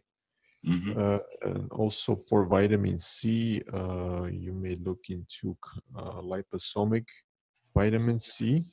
It has the highest absorption rate. It's even higher than intravenously given vitamin C. So What did you say, liposomic? yeah, it's like oil-based vitamin C. And it's not. I know that it's chelated with a lot of different stuff. No, this is not the same. They have all kinds of forms of vitamin C. Yeah, I try that, and I also try the there is one vitamin C. Of course, we got to do it the Keshe way and make it into some kind of plasma. well, that's the thing about it. If it isn't useful, and if the knowledge isn't useful towards something in that realm, then we aren't looking at it the right way, basically, I guess. But also lately I've been experimenting with borax. You make the borax you can buy as a laundry detergent. Yep. Yeah, it's the old washing soda. I've got a box here ready to use the radioactive borax in it for a fusion reactor or something. I think I got it for. And this one is you mix 1 teaspoon with 1 liter of water, distilled water, and you kind of shake it to get it all mixed up. And then you use 1 teaspoon of that solution. You can use it maybe 3 times a day.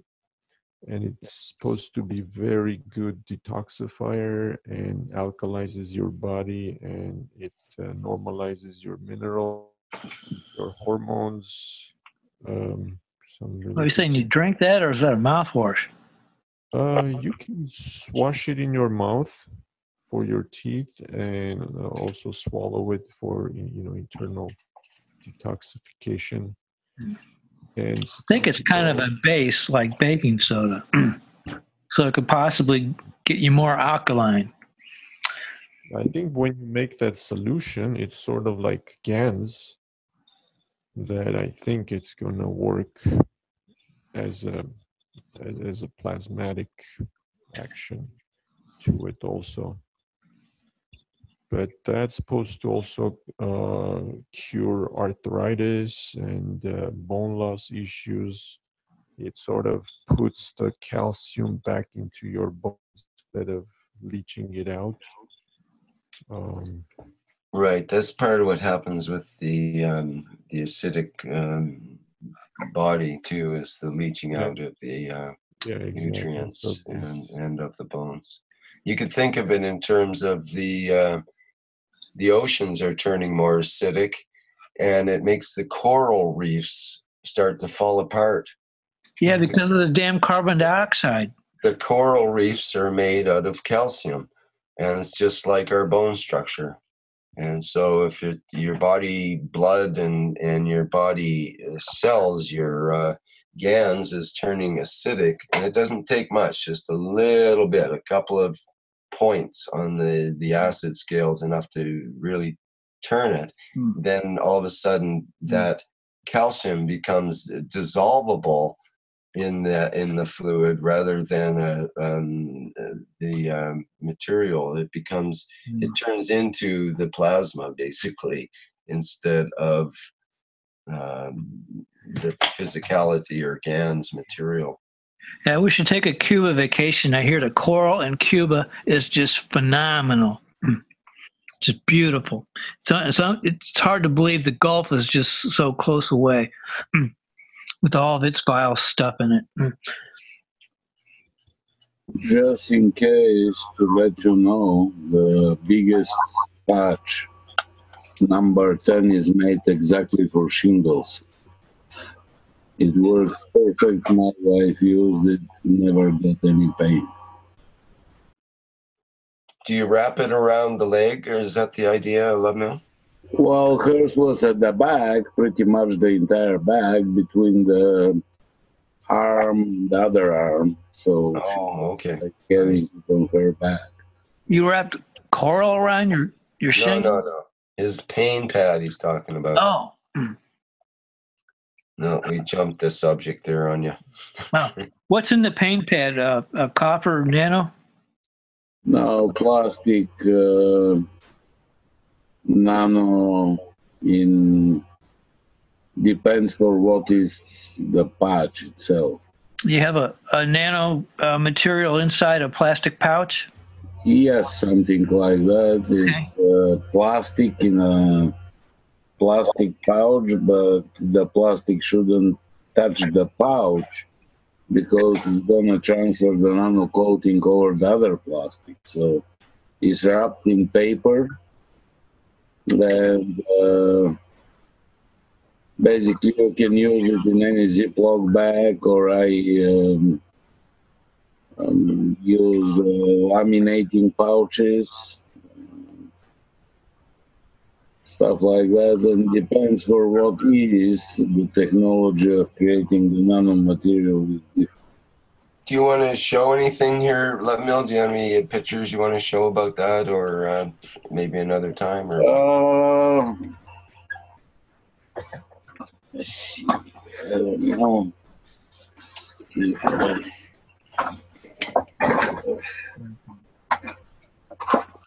Yeah.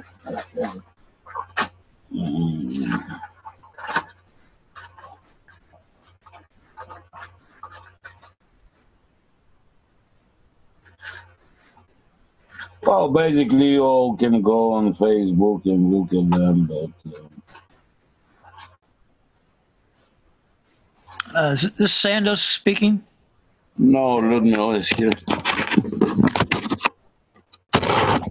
So the Facebook, Lemil, just so people can get there, is, I don't have it offhand, but it's, could you just say it or spell it, how you go there? It's Paint Patch for Facebook. You broke up there. I think you said Yeah, it's morphing out. Professional. Please repeat. Paint Patch Pro. It's just not coming out. I got pain patch and then professional, I think you're saying, but it's not. That's because I'm trying to load my internet, my Facebook page. Oh, okay. Yeah, of course. Yeah, I find that happens sometimes. It'll cut out the audio briefly as the page. The internet is not fast enough. Oh, there he is. Pain Patch Pro. Yes. Okay. Can you see my camera there? Let me see. Yeah. See your. You're smoking a cigar or something, huh? Yeah. Let me get it on. There we go. I need to go further back. Here is the big one. That's a letter size.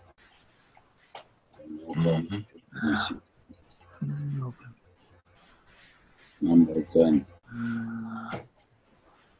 Do not open the package. Yeah. Half of the idiots, first thing they do is to open it. Especially when you say no. And if you can see the picture there, different numbers, you can see them there on the Facebook page. So I like it when they put it in plain English, like, if don't open it or you'll ruin it, you idiot. I don't want to get personal, that's all. I know they're idiots, but if you open this, you're an idiot. let me see why paste. So that's the biggest one. It's a letter size. I like it when they put discard after use. Well, what does you that can mean? carry it like this on your front side or on your back. With my wife, it was pretty bad, actually. It was all her back in between the arms. So I can imagine what was going to be without the patch.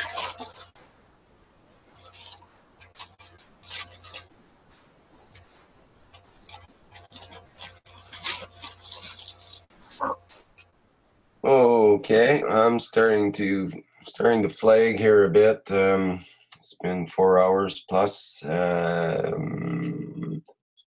Anybody else have anything they would like to share, or shall we merge with the night and day here in other ways? Oh, Rick, I never saw the a recording of the last. What is the session called? The Plasma Reactor group? Plasma Reactors group. What was that, 77? Well, no, there's the 77th Knowledge Seekers Workshop. Yeah, that comes after, yeah.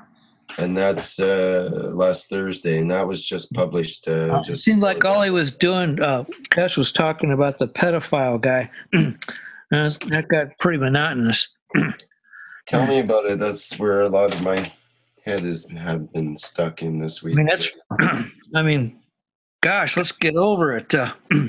Yeah, the problem is, as you delve into, I understand his concern.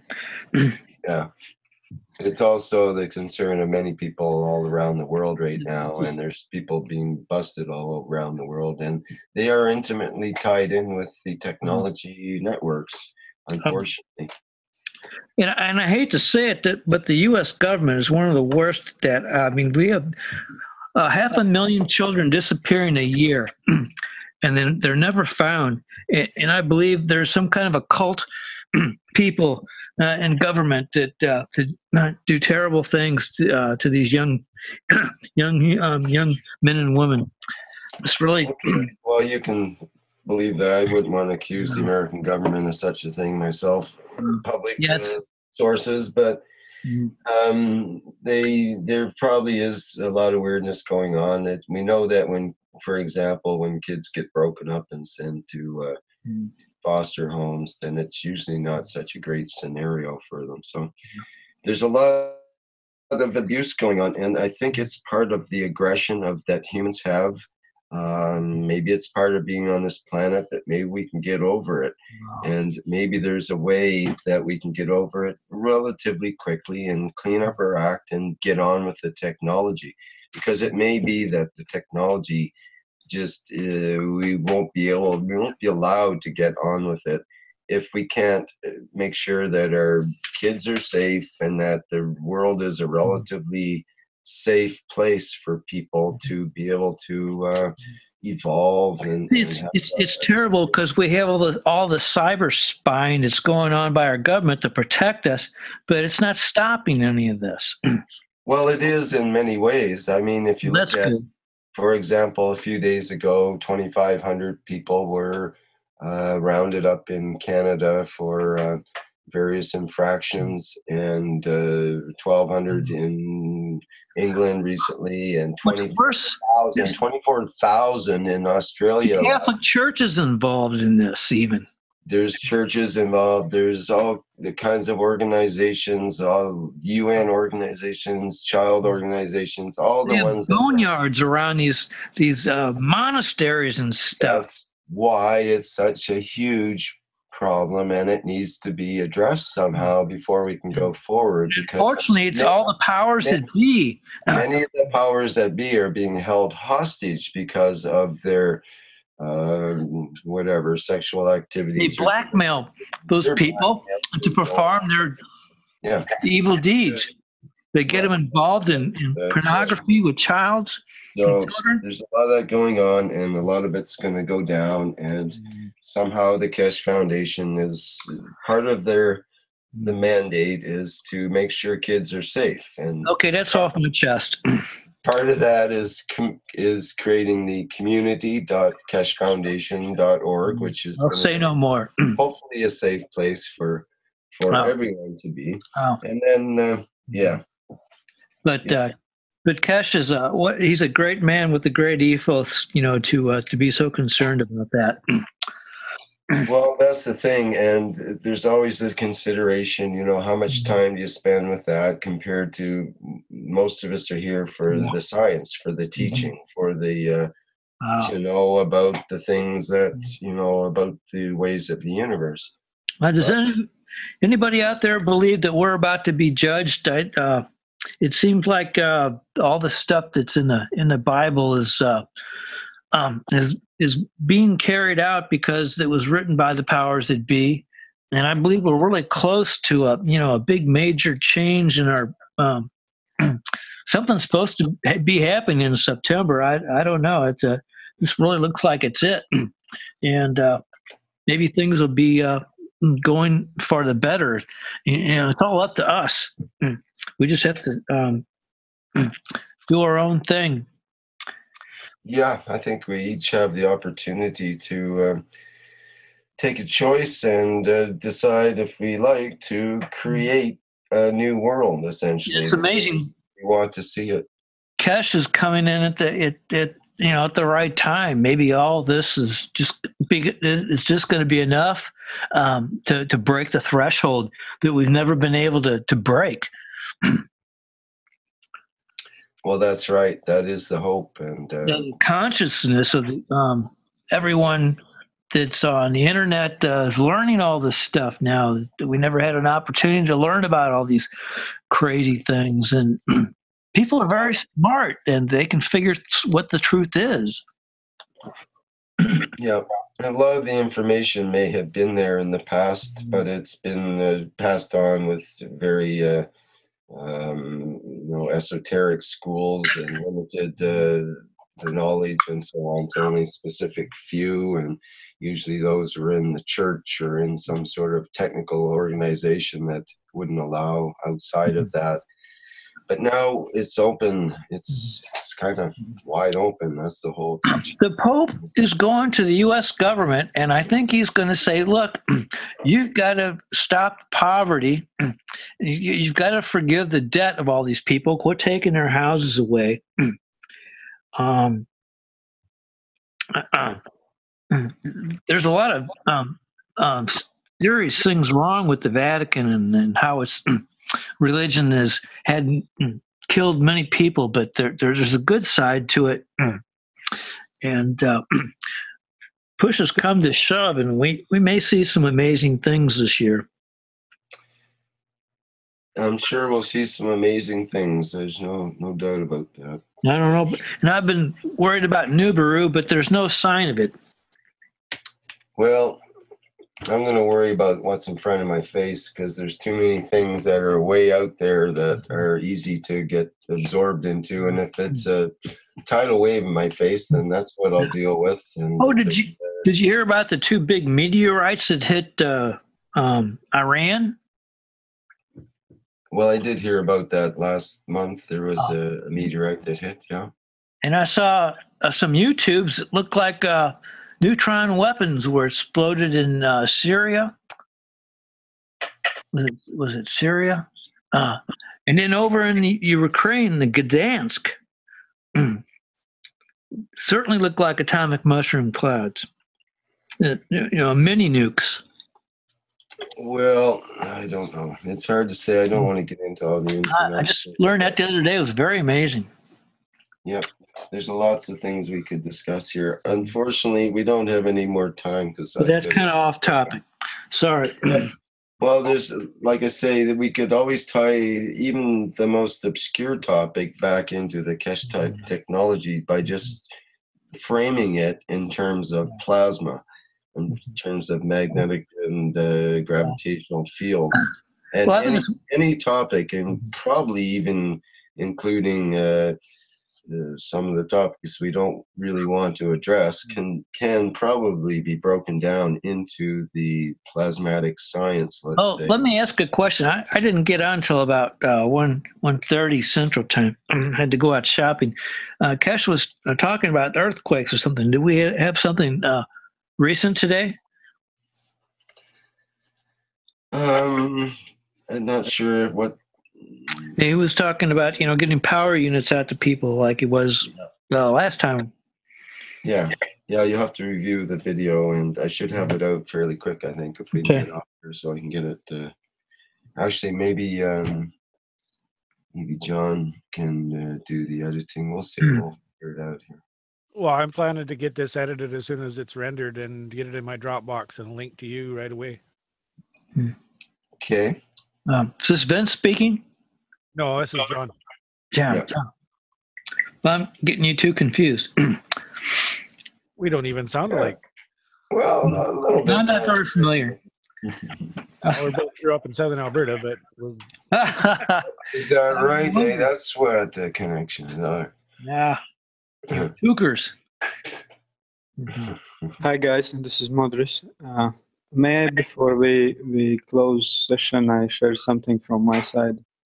I was thinking about these universal aquariums, what Keshe was mentioning many times, and I was been a bit inspired from the Alex. So on Facebook, he was making like a glasses with the kind of springs on it, and I thought that was funny.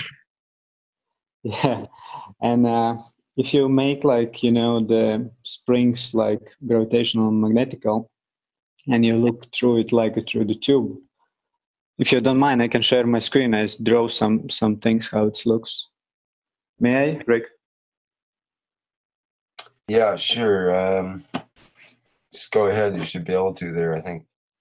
Okay, thanks.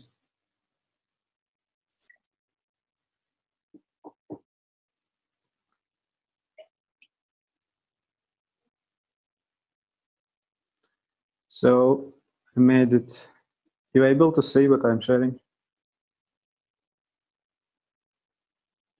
Rick? Yep, we can see. If I could throw my glasses away, that'd be cool. So example here would be the example, these tubes we look through.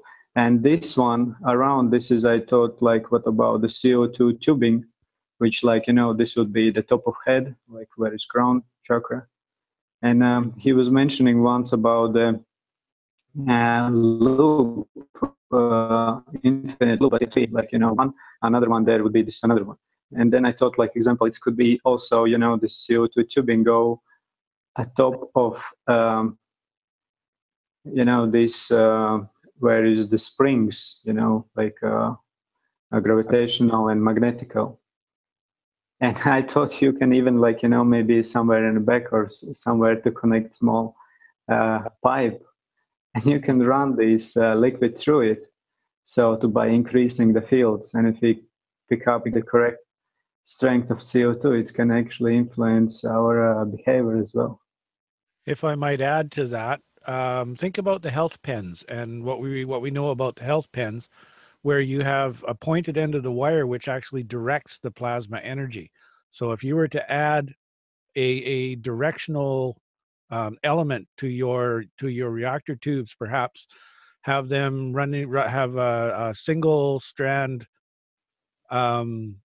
nano copper with a pointed end running back through the center of your coils towards your eyes, it would direct all the plasma from those coils back into where you need them, rather than you could poke your eye out. You could poke your eye out. Yeah, I was going to say, put a blunt in on it. Be careful. This is the sound of your mother speaking. What I was, it's our eyes. It's releasing fields and Don't stare at the sun. That's what I was going to mention. That's right, Moj. They actually are not just taking in fields, but actually releasing at the same time. Yeah, it goes both ways. So that's why I was like, you just make, magnetic gravitational and allow it to your eye pick up what it wants. And just by directing your eyesight through these holes, example, which is here, I actually made those already, these two. And it's interesting when you look through them, you have this, you see the plasma, which like the fields, what usually Keshe paints, this stuff, you see them.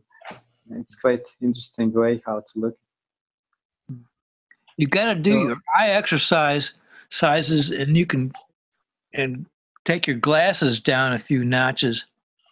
Eventually, you can get rid of your glasses if you do the exercises right. Yeah, that's true. But what I was thinking, maybe this one could increase us to see the strength. We can see maybe plasma flows or aura of the reactors, or something. And maybe one day when we will learn how to directly to increase the field, we can, by increasing specific field strength, we can tune in specific plasma to see exactly how this one works.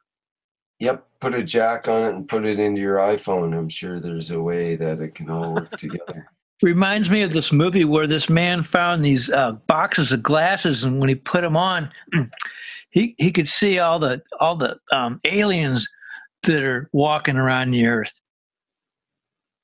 Yeah, it's called. Remember? Yeah, he probably only did that once. What a trip that was.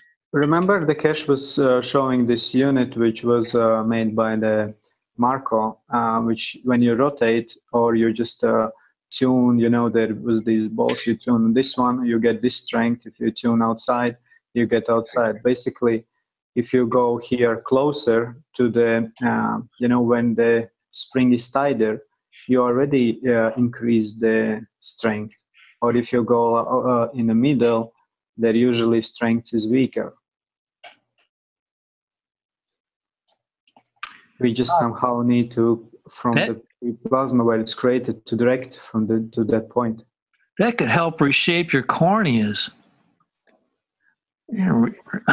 Fix your eyesight for good. Especially if you bump into something with it. My parents are so old, they got cataracts, so they get these new lenses implanted. Now they have perfect vision. Well, maybe with these, one good thing about getting old. Vision not only in the light visible spectrum now, but in infrared and ultraviolet and nanotechnology at the same time. Yeah, wouldn't it be great if you could see in the dark? Yeah. Actually, I did this 2 weeks in a total darkness, and if you stay for a while, you will be amazed what you can see by being. Of course, you might be staring at women's butts too much. We all have our purposes in life. I was working also on the core, like producing like a power unit. Get the infrared image. So this was the one design what I made. Like, what about like Mr. Keshe speaks about the springs when you're making this way.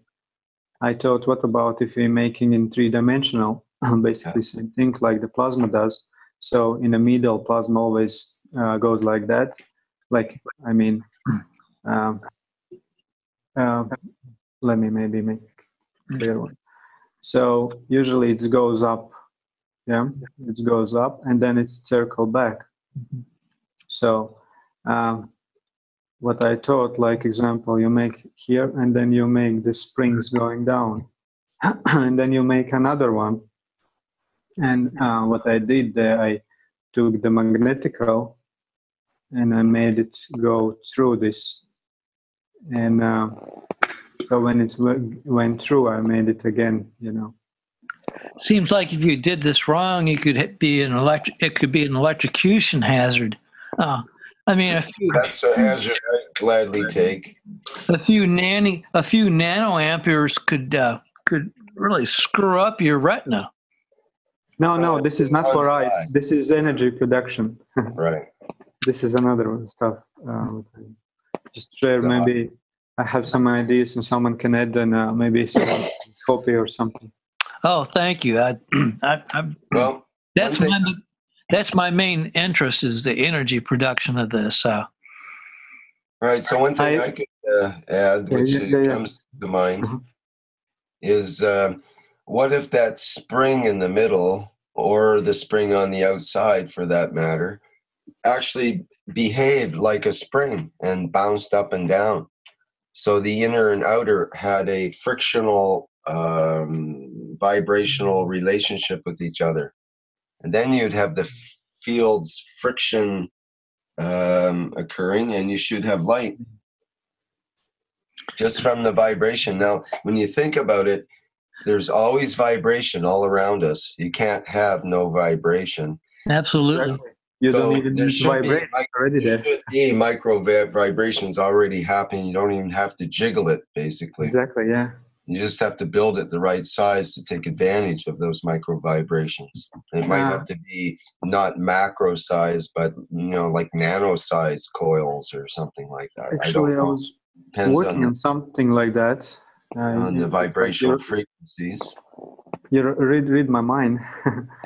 Well, we have a common mind is the thing, and this is actually something which has occurred to me for a while, because I build. I could show you what I built.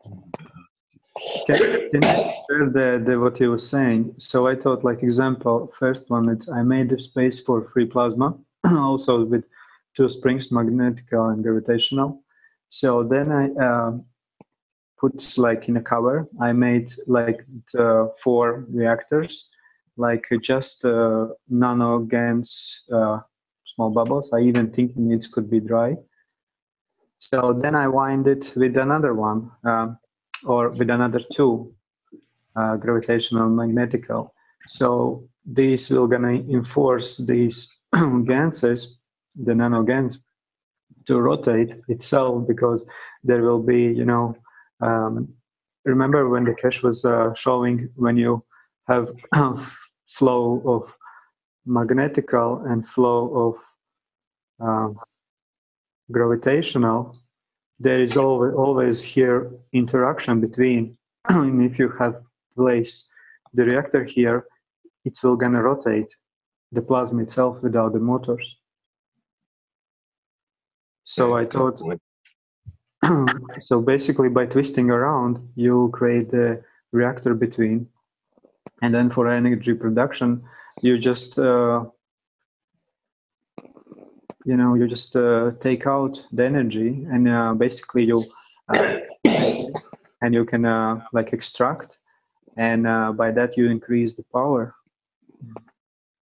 I already made the unit just without the cores, and today I will plug to the electricity and see it will blow up or spin really, really fast. Interesting, yep. Now I remember Keshe saying that if you press on these materials real hard, you'll get more plasma reaction and more energy output. And I was thinking, well, if we could get a spinning reactor and they get the GaNs in there, and the faster we spin it, the more centrifugal force we'll get to press the GaNs against the nanomaterial and increase the output. And I'm thinking, oh, that seems like what we wanted to do. I mean, I wanted to have a thing the size of a ping pong ball power my air conditioner, 5 tons. Yep, and no reason they couldn't do that with the the intensity of energy that's possible. But to tie into it is still a bit of a trick. I also thought, about examples, the same thing about the spinning. When you create the example, where is the free plasma? Yeah, example, there is free plasma. Cancer. And you put the gravitational, Then now is magnetical. And then you made around the tubings, the plastic tube where you run the GANs through. And then you place another winding at top of this. So basically I try to replicate here. And then another one to make the 3 layers. So it's have to make the tangible layers, which we at least with hands can feel, or even maybe absorb with the eye because of different type of materials. And if you put some nano materials inside, so it's like closer to our skin field, so it have to be visible. So I have some ideas, like everything I will not manage to do myself. Maybe someone wants to try. Are you duplicating these in real life? Right now, I made it. I made a system like that. So, like today, we'll try to connect it. And today we supposed to go to buy new wires, and I'm planning to make something like that. This one. So basically, it's in the end will look something like that. I wanted to have like reactor which have cores inside, like star formation, and meantime you able to drain the energy from it. Oh, I have something to add. A lot of you may have a lot of wire, transformer wire, or you take apart an air conditioning compressor. They're very easy. If you cut them apart, the windings are very easy to get out. But you have the damn varnished transformer wire, and that insulation is almost impossible to scrape off, so you can start nano coating. But I found out if you put that wire in a stainless steel pressure cooker with caustic, boil it for about 15 minutes. You'll achieve about 15 psi and a temperature of 120 centigrade, whatever. The varnish comes right off. And then you've got nice clean copper wire to deal with. Yep, as long as your pressure cooker doesn't blow up, you're all good to go. And if it does blow up, they're safe now. They got many. You can't open them if they're under pressure because they got a lock. They got a weight that pops off. Well, that's great, but if it's an aluminum pressure washer, yeah, you can't use aluminum with caustic. That's right. Do not do that. I actually last year opened it. We was making soup with my girlfriend, and at one point I thought like I need to add something, and it was difficult to open. But when I opened, the half soup was around the kitchen. Yeah, I blew $80 and bought a nice Presto stainless steel 5-quart pressure cooker. And it's great. I put my vegetables in there for 3 minutes and they're done. It's good for soups and stuff. But then I found out, wow, I got all this transformer wire that I need stripped. And I finally did it. I couldn't find any solvents that would take that varnish off. You can put a blowtorch on that copper wire, and then you still have to sand the varnish off. Yeah, I've noticed that too. With the caustic, we'll take it off over time, even with just dipping it in the caustic and keeping it in there. It'll eventually pull that stuff off. Oh, I boiled it for days, atmospheric, but it didn't take it off. But it made a difference because under pressure, I could go to a higher temperature. Yeah. Another thing, like with the same reactor, these violet lines, I put like elastic rubbers. I thought, example, with some stick, penetrating to wall. Example here, I could actually, the pull to move it, in some direction, like up and down, or basically how I want. And like that, I thought I could even like, you know, control the location of free plasma, and it's mean the strength and the lift, or like, you know, if I want to increase the magnetical, or, you know, so I thought about that part as well. I want to share maybe someone. Have you had any of your reactors jump around? No, but at night I went, like when I'm go to test them, I feel quite solid. You know, feel not solid. I would say, like, you know, it's you really feel there is the fields coming out, especially at night when the magnetical is increased. I mean the fields which comes out from the ground.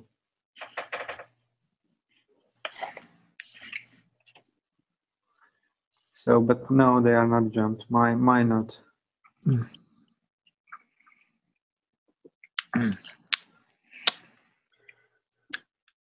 I just want to let people know, just to interject here for a second, just let people know that if you're in a dark sky, clear sky situation, you might want to look north. There's some fantastic aurora, if you can see it in your location, that is. Oh, you're in Canada, though. With this kind of aurora, I wouldn't be surprised you can see it in the States. It's becoming more and more southern, too. This is another phenomenon that's going on. We just had a thunderstorm here. I don't think it's very clear, but I'm going to go outside just a second.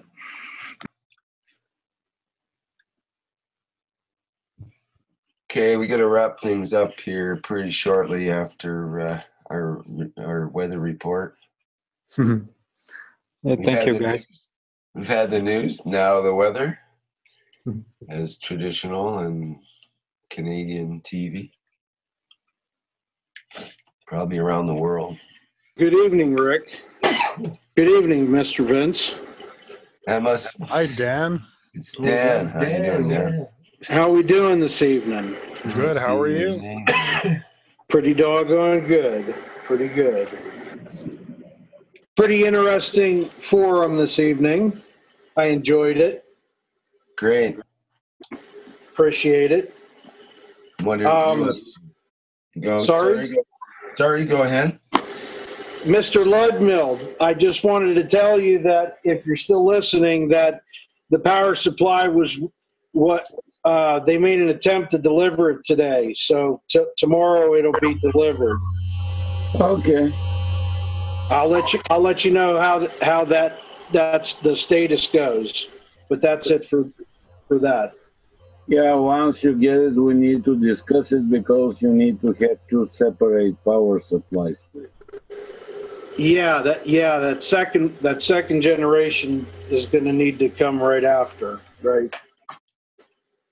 Right. And I almost have the cell built. The systems, the 5 systems are sitting right here, all neatly put, and I'm putting the antenna and coil packs together right now. Okay, let's leave it for private conversation. Yeah, so I'd like to get with you tomorrow. Okay, conversation. You guys can carry on your conversation where you like there. Okay. Thousands of people listening to our... Yes, I understand. Sorry, gentlemen. Here. Unless you want to show something or whatever. I'm pretty much done for the night. It's almost 5 hours into it here, and I'm ready to quit. Oh, who's that? Brett. Jeez, Brett. Yeah, that's Brett. What are you? Of course, it's me. I'm on my phone, so I'm trying to figure it out real quick. Hold on. Okay. Where are you, Brett? Oh, he's in some hotel. He's always in some hotel. Hey, am I right? Am I right? 100%. I don't know. See, people. Where do I live? I don't know. This is a higher end hotel. He's in some kind of. I don't even want to tell. My psychic betray you. Yeah, to all you Canadians just laughing. I used to vacation in Wisconsin, so I know what the Northern Lights are, but they're very rare even in Wisconsin. By the way, I got a quick question. What was this program which was drawing someone? Drawing? Yeah, it was annotate. There's an annotate function, but only for screen share and not for video. Oh, that's part of Zoom, not separate. Yeah, that's right. So, Brett, any news? Anything you want to tell us here briefly, or you just flying in for just doing a flyby? No, I just wanted to listen and see what you guys are talking about. That's it. Drive-by video shooting, you might say. Okay, yeah. I guess we're going to put this on YouTube as seems to be okay to put out there without too much violation. So we should be able to do that fairly quickly. I'm hoping that John can work on that tomorrow, hopefully. Oh, sorry, Rick, but the fact is, sorry? Rick made a comment, drive-by shooting. They're actually shooting a movie over here where I'm at. See, I told you my psychic abilities are working here tonight. back to that last. It's a Jackie Chan movie. Reactor group where Keshe was going on about the pedophiles. Did we start out with anything that I missed there, or was that basically the whole workshop? Oh, it was not the whole. There's a lot about earthquake, a lot about preparing for earthquakes and what we can do, and how big it was to be. Yeah, and soon. Yeah, mentioning that the 77th workshop was. He was mentioning about the date on the 77th workshop. If we paid attention. Right. Yep, that's right, Guy. You made a good point there. And so, yeah, there's information. It wasn't that much about pedophiles, actually. It was mostly about earthquakes. So don't worry about pedophiles. Worry about earthquake and tsunami this week. Well, I live on Missouri State, and we have a New Madrid fault, which is supposed to be one of the biggest. It goes all the way down to the Gulf of Mexico to Mexico. That's why we call it the New Madrid. You probably won't get a tidal wave out of it, though. Mr. Vince. Vince still Mr. there? Dan. There he is. Hey, might you have 5 minutes in private by any chance? I'm sure I could scrape that together. Okay, I think we should break up and scrape up here and onto our individual things and get together for the 78th Knowledge Seekers Workshop tomorrow. Sounds good, Rick. Sounds like fun. Appreciate it. Right. Well, I hope it's real juicy. Keshe seems to be saying gearing up for it. So. I'm just a ravenous knowledge seeker. Yeah, there's a lot that'll be coming down the pike, I think. In the next that's what month he or was. two. That's the other thing that he mentioned. And a lot of it'll be in the moment, just dealing with situations that arise and that kind of thing. So there's never a dull moment with the Keshe Foundation. That's when you see those coils get red hot producing energy. Well, they don't tend to get hot under ideal circumstances, the way I understand it. Yeah, they're supposed to get cool. Yeah, so that would be supposed to levitate. Yeah, be cool to levitate. Maybe that's the saying. Be cool. Maybe that's the way to escape the tsunami there, Rick. Freeze your coils and they'll start levitating. Yeah, there you go. That'd be cool if you could just lift your house up. Think about, I'll leave you with this idea before we go. That might be a valid concept to actually freeze the reactors or coils, because copper superconducting actually is a valid, copper oxide is a valid superconductor under real, ordinary science or whatever. At certain temperatures, it's close to absolute zero. But with copper now, there's quite a few degrees above, and they're going higher and higher and higher. And maybe it's possible that something within a freezer environment or dipping into liquid nitrogen or something is enough to create, to suddenly activate it, to make it able to be activated, put it that way. Just have them go buy some dry ice. Dry That's ice, easy. yeah. That could work. That's a good experiment, Rick. And CO2, one of you guys who are on the call, do it. You get to convert the CO2 to instant fuel at the same Well, time. you need room temperature superconductivity. Well, this is what they haven't achieved yet, technically. But with the copper oxide, it may be possible that it's not just superconductivity, but a similar thing to superconductivity, but that it may occur at a slightly lower temperature. I think there's magic in the nano coatings with the graphene and so forth. Carbon is the most amazing element I think we have, because look at all the farms it has. Yeah, I know. We could go on for days on that one. Yeah, but fun, but we got to come to a close. Yes, all good things. Shut eye. Okay, Otherwise, we won't be able to make it through tomorrow.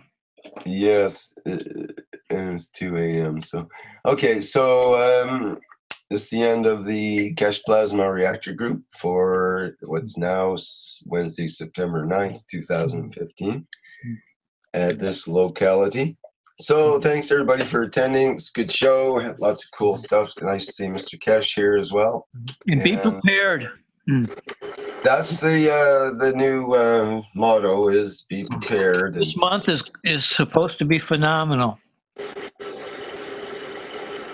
Yep, that's right. And as Guy says, shed light and keep walking. Or keep floating in my case. And think positive. Shed light and keep floating. There you go. I like that. Shed light. Well, we're all going to try to keep afloat here on the West Coast. That's for sure. Shed your garbage. You can't carry it around with you. Yep. Time to shed baggage. Okay. Take care, all. Bye. See you guys tomorrow. Good night, everybody. Bye.